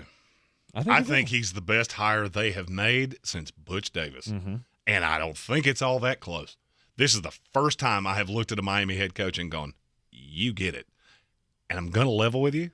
this turnover chain thing of that doesn't fit our program anymore. We don't have to do gimmicks. Yeah. That's the perfect word. We don't have to do that. We're going to line up. We are going to put – I'm going to steal the old Jimmy Johnson liner. We're going to put a fence around Dade County and nobody gets out of here. Mm-hmm. He can do that. The one thing that would make me nervous as a Miami fan, I think there's almost no shot he won't get the call to replace Saban when Saban steps down. Okay. That's the one thing that make me nervous. And now, following Saban, that is going to make him very attractive on lists like this when we go back and look at this 3 years down the line. Mm-hmm. I think he's going to do a great job with Miami. Now we're to the undrafted free agent, and I'm not going to lie to you. I don't know what you're going to do. Uh-huh. And I want two coaches. I feel like I've beaten you anyway. I want one more just because I want him on my team. And so I'm going to basically hand you a layup. Mm-hmm. It's a question of if you take it. If you do take it, I think you're closer to me than you would be. Okay. Unless I change my mind. Because I got two names and I actually don't know which one's getting ready to come out of my mouth. You're handing me a layup. Stop talking or I won't do it. Of what? There's one more. There's one left? more, and I'm telling you, if you don't do it, I'm not sure that you're going to count. I'm probably not. Count it. I'm probably not. All right, here we go. 3, 2, 1. James Dave Franklin. Aranda. Yep. That's fine. I changed. I was going to say PJ Fleck because I thought there was no way you weren't going to say James Franklin. Right. So then the more you talked, the more I went, he's really not going to do this. No, I'm not. I'm not. Look, James Franklin, I like James Franklin. I don't know. The last couple of years at Penn State to me have not. I thought he was on the trajectory to be one of the top 10 coaches in college football, but now I don't feel like that. I feel like at some point he's either going to get lucky or he's going to hire correctly and somebody's going to bring him a quarterback. Mm-hmm. Because he's never had one. No. He's never had a quarterback that was top 40 in the country. Please don't throw Sean Clifford at me. Mm-mm. I mean, it's been genuinely god-awful offensively. But the way he recruits defensively, mm-hmm. what he has done in what I could argue is the hardest job I've ever seen. Because Bill O'Brien just left you high and dry. Mm-hmm. After everything that had gone on, I can't tell you where he's going to go. I can't tell you how he's going to end up. But getting him 6th, I'm good. Yeah. If I can't actually mic drop my mic because it's mounted to the wall. If I could, I would. You would just drop it right away. All right. I went with Dave Aranda because I didn't think he was one of the best coaches in college football until last year. He's a very good coach. And then I saw the turnaround that he has completed at Baylor. They were at least on the national picture at one point last year. I feel like with recruiting, they can definitely turn this thing around, and I don't know that they'll ever be on the radar as much as the Baylor Bears basketball team is lately. But Dave Aranda's doing good things, and I won't be shocked to see him leave Baylor for a bigger job very, very soon. So the classes here. Jeremy's got Nick Saban, Lincoln Riley, Brian Kelly, Lane Kiffin, Jimbo Fisher, and James Franklin. To my Kirby Smart, Dabo Sweeney, Ryan Day, Mark Stoops, Mario Cristobal, and Dave Aranda. In the YouTube comments, please comment that this was as big of a dog walk as I think it was. Not because a when chance. you just said that out loud, I went, that is not even close. I have 6 in my top 8. And that's insane because I have 3 of the top 4 in college football. You're higher on Ryan Day than I am. Of course I am. Now 4 you have losses. Now 4. you have the next 3. I have 6 in my top 8, but you have 9, 10, and 11. Yeah. So it's there. All right, we'll have the graphic out on social media. You can vote there. We'll have a poll up tomorrow as well at the start of the program to decide who gets the first pick in the daily draft. Tomorrow, when we'll be doing a special daily draft. I'm so excited about this one.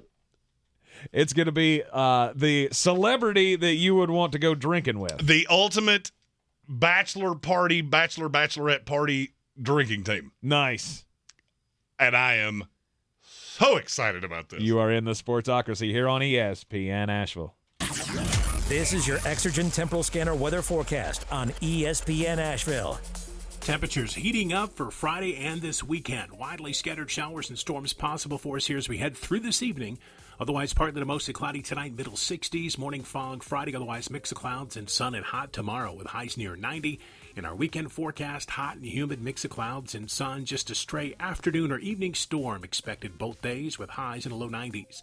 I'm meteorologist Ken Boone at the Weather Channel. This is your time saver traffic on the new ESPN Asheville. Traffic slow, 240 westbound between Charlotte Street and Montford Avenue, 26 westbound slow between Airport Road and the Blue Ridge Parkway, 26 eastbound slows approaching Brevard Road and continuing to the French Broad River. Smoky Park Highway incident-free.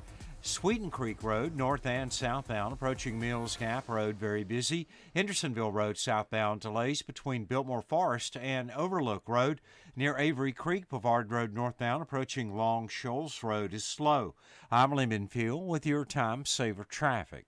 This report is sponsored by Indeed.com. If your business is feeling a summer hiring wave, then you need Indeed. Their all-in-one hiring solution makes it easy to attract, interview, and hire candidates. Visit Indeed.com/credit and get $75 towards your first sponsored job. Terms and conditions apply. iHeartRadio Earth is here with a new way to enjoy our beautiful planet. Summer's rising temperatures often coincide with rising outdoor water use. Save water and money in the yard this year by sweeping driveways, sidewalks, and steps rather than hosing them off. Don't forget to check for leaks at your spigot connection and tighten as necessary. Brought to you by iHeartRadio Earth and the National Environmental Education Foundation. To find more tips for smarter, sustainable living or to take action in your own community, go to iHeartRadio.com/earth. 63 Americans a day die by gun suicide. By storing our guns safely, locked, unloaded, and away from ammo, we can give our loved ones a second chance at life. Learn more at endfamilyfire.org. Brought to you by Brady and the Ad Council. If cleanliness is next to godliness, look around the car right now. Is that very godly? Look, life comes at you fast, but so does WBNC Auto Detailing. They have the tools to make your interior look like it's coming off the showroom floor. You don't believe me? Check them out on Instagram. All that filth and years of stains disappear. WBNC Auto Detailing does full interior and exterior details with paint correction, and they do wax and ceramic coatings. Call WBNC Auto Detailing at 455-3700. Premium care with a Southern hospitality touch. There's a lot of talk about heroes these days. Hey, buddy, you want to go fishing? The folks in the funny outfits with superpowers and spandex. All right, buddy, let me help. But at Ingles, we know that a lot of our heroes now you look like a pro. Are a little closer to home. They're the ones who give us what we need for those everyday adventures. That's why we look up to the ones who look out for us. Don't forget your fish food. Catch a big one. Ingles. See you later, Dad. All the ingredients for family. Everyone's heard about the housing market and this being the best time to sell a house in years. But the same thing applies to cars. Whether you're looking to buy a car, trade in, or sell that car in the driveway collecting dust, Fred Anderson Nissan of Asheville wants to buy your car. They have 2 on-site managers that work with Kelly Blue Book to give you top dollar for your vehicle. You can even have your car appraised instantly at AndersonNissan.com. Stop in and visit them today at 629 Brevard Road in Asheville or call them at 828-365-1663.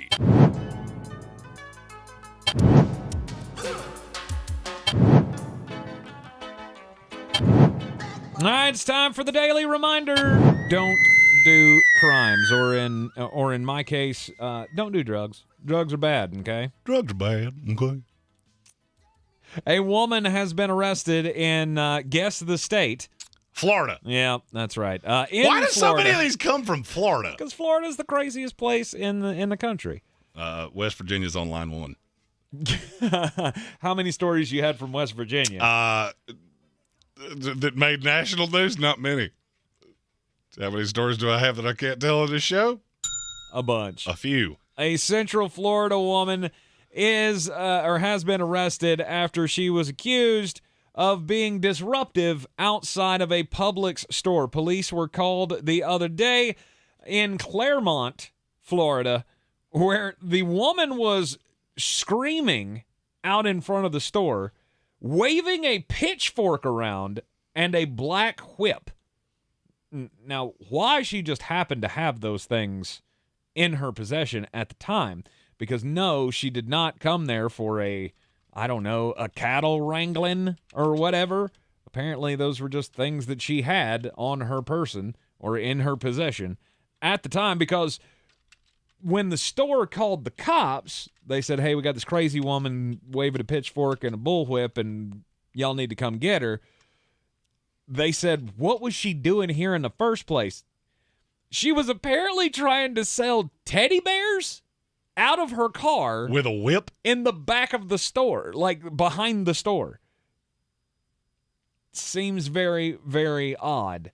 But at some point, she became agitated and went out and started disrupting things. She stabbed a guy's minivan with the pitchfork.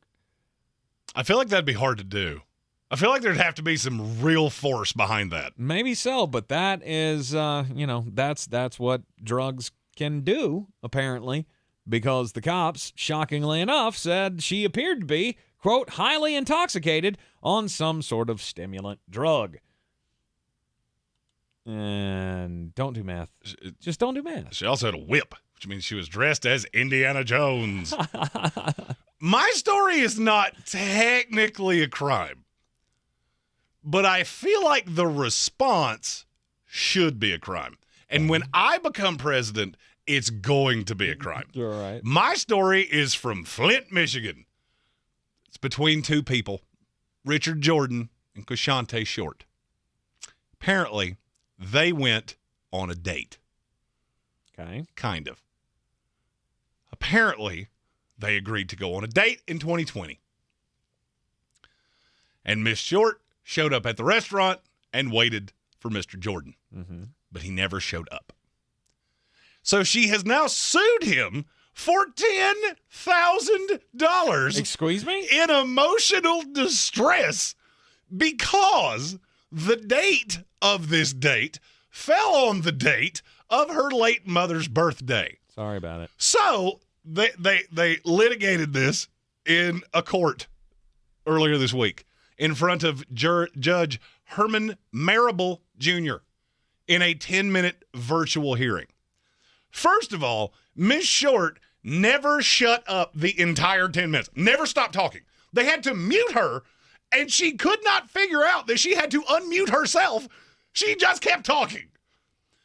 Incredibly disrespectful to the judge. Said, "Are we done?" about 50 times. Mm-hmm. Now, maybe I don't understand the legal process as much as I thought I did.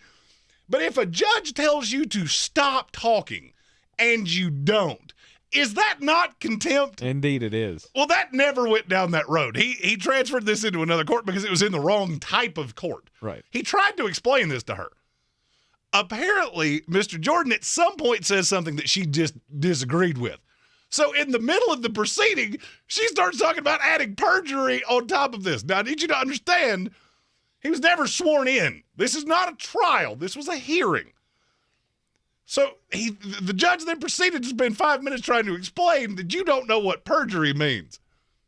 Nope. She argued with a judge that he didn't know what perjury meant. Crimes. That is crimes. That is frivolous lawsuit, and he should get $10,000 from you for wasting his time. Stop insulting my intelligence, she says. Oh. Good night. I'm telling you, when I become president, there is going to be a frivolous lawsuit fine, which will be 70% of what you were pursuing. And I think it will stop that. We started out the program today talking about NFL futures over the next 3 years. And, we know who the teams at the top are. We've been over that part of the list. But there's also a couple of teams that we need to talk about in the run-up to this training camp season. The Detroit Lions, maybe it'll be a shocker to you, maybe it won't. They're 22. They are 22, right behind the Minnesota Vikings. On the futures list. And the Jacksonville Jaguars not far behind them in the prospects for the next 3 years at number 25. And if the Commanders and Seahawks lost Ron Rivera and Pete Carroll respectively, they'd be 23 because that's the only thing putting them in front of them. There are ways that you can take a loser franchise, i.e. the Cincinnati Bengals, and turn them into a winning franchise, It involves a 3-step process. One, you need to get lucky. You need to have one of those years when a generational quarterback falls in your lap. The Jacksonville Jaguars got that. 2, you need to trust your front office to someone that understands how to construct a football team. The Jacksonville Jaguars have not done that. Trent Balky is a disaster. But the Lions have. Yes. Brad Holmes knows how to construct a roster. And he has done, in my opinion, a phenomenal job of building this team. Is the defense a work in progress? Absolutely it is. I can't tell you it's going to be good. Here's what I can tell you. I fully believe that 9 calendar months from now, when we head into the 2023 NFL Draft, the Detroit Lions are going to be able to identify between 4 and 6 spots on their defense of, we have the guy there. The offense, to me, is done, minus the quarterback. Done. I think if you look at the 10 players that are not Jared Goff, you're done. And I could see it being Jared Goff. The problem is that you don't get him on a rookie deal. You're not going to get a discount on him, and he's never going to be better than the 19th best quarterback in this league. But this is a team, to me, that's being built the right way. I feel like Jacksonville's gotten the luck with the coach and with the quarterback because I like Doug Peterson. I don't think he's as good as other people do. I had him 15, I think, overall, which is somewhere in the neighborhood. That's fine. Yeah. He's in the middle of the pack. Could that sway to him in the top 10? Absolutely, it could. If he falls into Jacksonville Jaguar things, could he fall out of the top 20? Yes, he could. Both of these teams, if I could combine these two franchises into one, they probably would have been in the top 10. Because if Trevor Lawrence played for the Detroit Lions, I would view that franchise so differently. I would view that franchise as one of the most up-and-coming franchises in this league because you would have the quarterback. Yes. That is the question mark piece for Detroit. Well, you're not going to be particularly good. I think offensively you're going to be able to score points. So I do feel like you're going to be picking in the top 10. And I think there's enough quarterbacks in this class that you can fall in love with one of them. And with the weapons around that, a year from now, you could beat the Cincinnati Bengals. Do you think I'm off base with that? I do not. Now, the kind part to the Jaguars, Shad Khan needs to be as far away from this team as humanly possible. You and your son go run your little pro wrestling outfit and have barbed wire matches and things like that. That's a story that got cut from this show. Don't do barbed wire. It's a bad idea. If they had brought in somebody to the level of Brad Holmes, I would look at them and go, are you overpaying for talent? Did you overpay for Christian Kirk? Did you overpay for Foye Oluokun? Did you overpay for Brandon Scherf? I think so. But in that market, you're going to have to. You need to be able to draft. And my fear is that they can't. They have not historically done a very good job of that. So I think they're both one piece away from being just fine. These rosters are not bereft of talent. They're not terrible rosters. Jacksonville's is a little expensive, and Detroit's is lacking in defensive stars. If you hit on a couple of these picks, if Aiden Hutchinson becomes the pass rusher that some people thought he could become, that Detroit team's pretty good for the next 5 to 10 years. Right. Jacksonville finds one front office guy, one up-and-coming Ryan Poles type of GM. I think your forecast for the future is pretty good. You just have that one little hanger-on left of your time as a poor franchise. It's time to cut the tie. Trent Balky needs to go, and in Detroit, you got to figure out a quarterback. I would agree. But, again, you said it. Shad Khan needs to be as far away from this team as possible, and the problem is he's never going to do that. I think Shad Khan can be a hands-off owner. I really do. I think he got cute with Urban Meyer. That was the white whale for him. He even said that. This was the coach that I've targeted since I became the owner of this team. Yep. Sometimes and I've said this about Dave Tepper, sometimes as an owner you have to have things like that happen that blow up in your face to teach you that there's a reason that the other 31 teams in the league don't do this. And the hiring of Doug Peterson gives me a little bit of hope. Now, would I have preferred it be Byron Leftwich? Yes, I would have. For the long haul. Mm-hmm. But I can't blame you for that. But you got to get rid of Trent Baalke. To me, he's a poison but in your room. The problem I see here, though, if Doug Peterson comes in and is successful and turns this team around, I mean, gauge success for this team this year would be 6 to 8 wins. That would be a successful step forward. Somewhere in that neighborhood, yeah. Okay. So if Doug Peterson does that, there's no blowback. There's nothing gonna get Trent Baalke out of that front office if Doug Peterson is successful. The thing I think you're undervaluing is if they go 6-11 and Doug is making headway with Trevor Lawrence, I could see a path that he goes to Shad Khan and goes, I need my own personnel guy. Because I don't trust this idiot as far as I can throw him. And as long as Trevor is developing, he can kind of call a shot. That's why he was hired. So it wasn't enough because he had options. It could have been Leftwich. It could have been Doug Peterson. There were a couple others that they went down the rabbit hole with to take this job. Nobody was so far and away a better candidate to Shad Khan that it was enough to get rid of Trent Baalke. You develop Trevor Lawrence, you can call your own shot. And if you bring in a Doug Peterson hand-picked personnel guy, I think you're 75% of the way there. You're in the Sportsocracy here on ESPN Asheville. This is your time saver traffic on the new ESPN Asheville. Traffic is stop and go 240 westbound between Charlotte Street and exit 3 US 1923. 26 westbound slowing between Airport Road and the Blue Ridge Parkway. 26 eastbound stop and go between Brevard Road and the Blue Ridge Parkway. Near Avery Creek, Brevard Road northbound, approaching Long Shoals Road, delays. Hendersonville Road southbound is slow between Biltmore Forest and Overlook Road. An accident reported in the stretch. Sweeten Creek Road northbound, approaching Mills Gap Road, light delays. I'm Lee Minfield with your time saver traffic. This report is sponsored by Wendy's Hot and Crispy Fries. Wendy's knows everyone hates cold and soggy fries, so they changed theirs to serve them up hot and crispy all day, every day, using only natural cut skin-on fries, prepared to golden goodness and perfectly sprinkled with sea salt. Try Wendy's Hot and Crispy Fries today at participating U.S. Wendy's. When you're an innovative business, every blinking cursor, every blank page is an opportunity. What will you do with it? Will you make something better or create something new? Our Dell Technologies advisors provide you with tools and expertise to do incredible things. Because we believe there's an innovator in all of us. For advice on smart PCs powered by Intel V Pro that's built for business, call a Dell Technologies advisor at 877-ASK-DELL.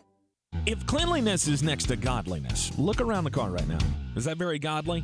Look, life comes at you fast, but so does WNC Auto Detailing. They have the tools to make your interior look like it's coming off the showroom floor. You don't believe me? Check them out on Instagram. All that filth and years of stains disappear. WNC Auto Detailing does full interior and exterior details with paint correction, and they do wax and ceramic coatings. Call WNC Auto Detailing at 455-3700. Premium care with a Southern hospitality touch. Real estate isn't about properties, it's about people. I'm Clarissa Marshall with eXp Realty, your native realtor serving all of Western North Carolina. I will work hard for you, and I believe in doing the right thing every time. I market each of my listings to reach out-of-town buyers. I use a professional photographer and drone video on every single listing, as well as collaborate with agents across the country to find your buyer. Check me out online at clarissasellswnc.com or give me a call at 828-774-6343. It would be my pleasure to assist you through the real estate process. At Ingles, whether we're celebrating Friday night rivals, televising college basketball games, bringing the Fan Fest to semi-pro soccer, or taking you out to the ball game at your minor league park, it's all in the bag. Ingles, low prices, love the savings. Dirty Perky shark back flat. I'm as mad as hell, and I'm not gonna take this anymore. Shark back flat.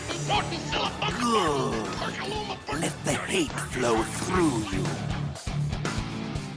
When you were a child, if you touched a hot stovetop, you know what you learned? Don't do that again. If you did the same thing with an electrical outlet or any other thing that could harm you, you learn your lesson, and you don't do that again.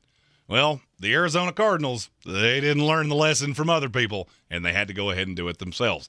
Name me the quarterback that you have ever seen on a rookie deal that was completely singly dimensional. was limited. You knew could not carry a team to that promised land that then got paid and did. I'll save you the time. It's never happened. We just watched Dallas do this. Guess what? 1 year after you sign that deal, what is that roster? Regressed. Kirk Cousins in Minnesota. What happened to that roster? It regressed. What will happen with the Arizona Cardinals? That roster will regress. If your goal was to just be competitive, congratulations. You'll be the 7th or 8th best team in the NFC for the foreseeable future. If your goal was to win Super Bowls, though, you pretty much put every nail in that casket you possibly could by overpaying Kyler Murray.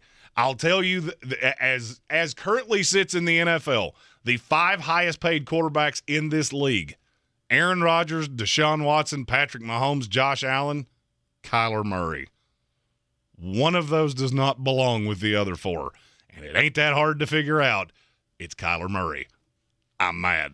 Kyler Murray getting the 5-year extension, $230.5 million. The big NFL news of the day. Look, it was just Kyler Murray's turn. It was his turn to get paid, and next it's going to be Lamar, and then you're going to see the... Oh, the angriest people on the planet Earth right now are the Baltimore Ravens. Oh, yeah. Because they look at that deal and the Deshaun Watson deal and go, one of them may not be able to play for the entire year, and the other is nowhere near the quarterback of what we have. Mm-hmm. Lamar is just sitting back, just counting dollar signs, trying to figure out how big of a room he needs so he can put all his gold coins in it a year from now and jump into it like Scrooge McDuck. Exactly. Lamar's going to get paid, and then you're going to see massive, massive record-breaking contracts for guys like Justin Herbert and Joe Burrow. It was just Kyler Murray's turn to get paid, and the team had no other choice. Disagree for the square. You're in the Sportsocracy here on ESPN Asheville, the Friday edition coming up tomorrow. Join us right back here in the Ingles studio at 3 o'clock. This is your Exergen Temporal Scanner weather forecast on ESPN Asheville. Temperatures heating up for Friday and this weekend. Widely scattered showers and storms possible for us here as we head through this evening. Otherwise, partly to mostly cloudy tonight, middle 60s. Morning fog Friday, otherwise mix of clouds and sun and hot tomorrow with highs near 90. In our weekend forecast, hot and humid, mix of clouds and sun. Just a stray afternoon or evening storm expected both days with highs in the low 90s. I'm meteorologist Ken Boone at the Weather Channel. This is your time saver traffic on the new ESPN Asheville. Traffic is stop and go 240 westbound between Charlotte Street and exit 3 US 1923. 26 westbound slowing between Airport Road and the Blue Ridge Parkway. 26 eastbound stop and go between Bavard Road and the Blue Ridge Parkway. Near Avery Creek, Bavard Road northbound approaching Long Shoals Road delays. Hendersonville Road southbound is slow between Biltmore Forest and Overlook Road. An accident reported in the stretch. Sweeten Creek Road northbound approaching Mills Gap Road, light delays. I'm Lyndon Fuel with your time saver traffic. This report is sponsored by Discover. Some banks can make it complicated to redeem credit card rewards. But with Discover, you can redeem your rewards for cash in any amount at any time. Talk about amazing. Learn more at discover.com/redeem rewards. Terms apply. I think it's just vapor. Vaping is safer than smoking, isn't it? One vape pod has as much nicotine as one pack of cigarettes. Get your head out of the cloud. Talk to your kid about vaping. Visit talkaboutvaping.org. Brought to you by the American Lung Association and the Ad Council. The Sportsocracy. Take all this, burn it, okay? Gasoline, kerosene, either one. Burn it. From the Ingles Studios, this is ESPN Asheville.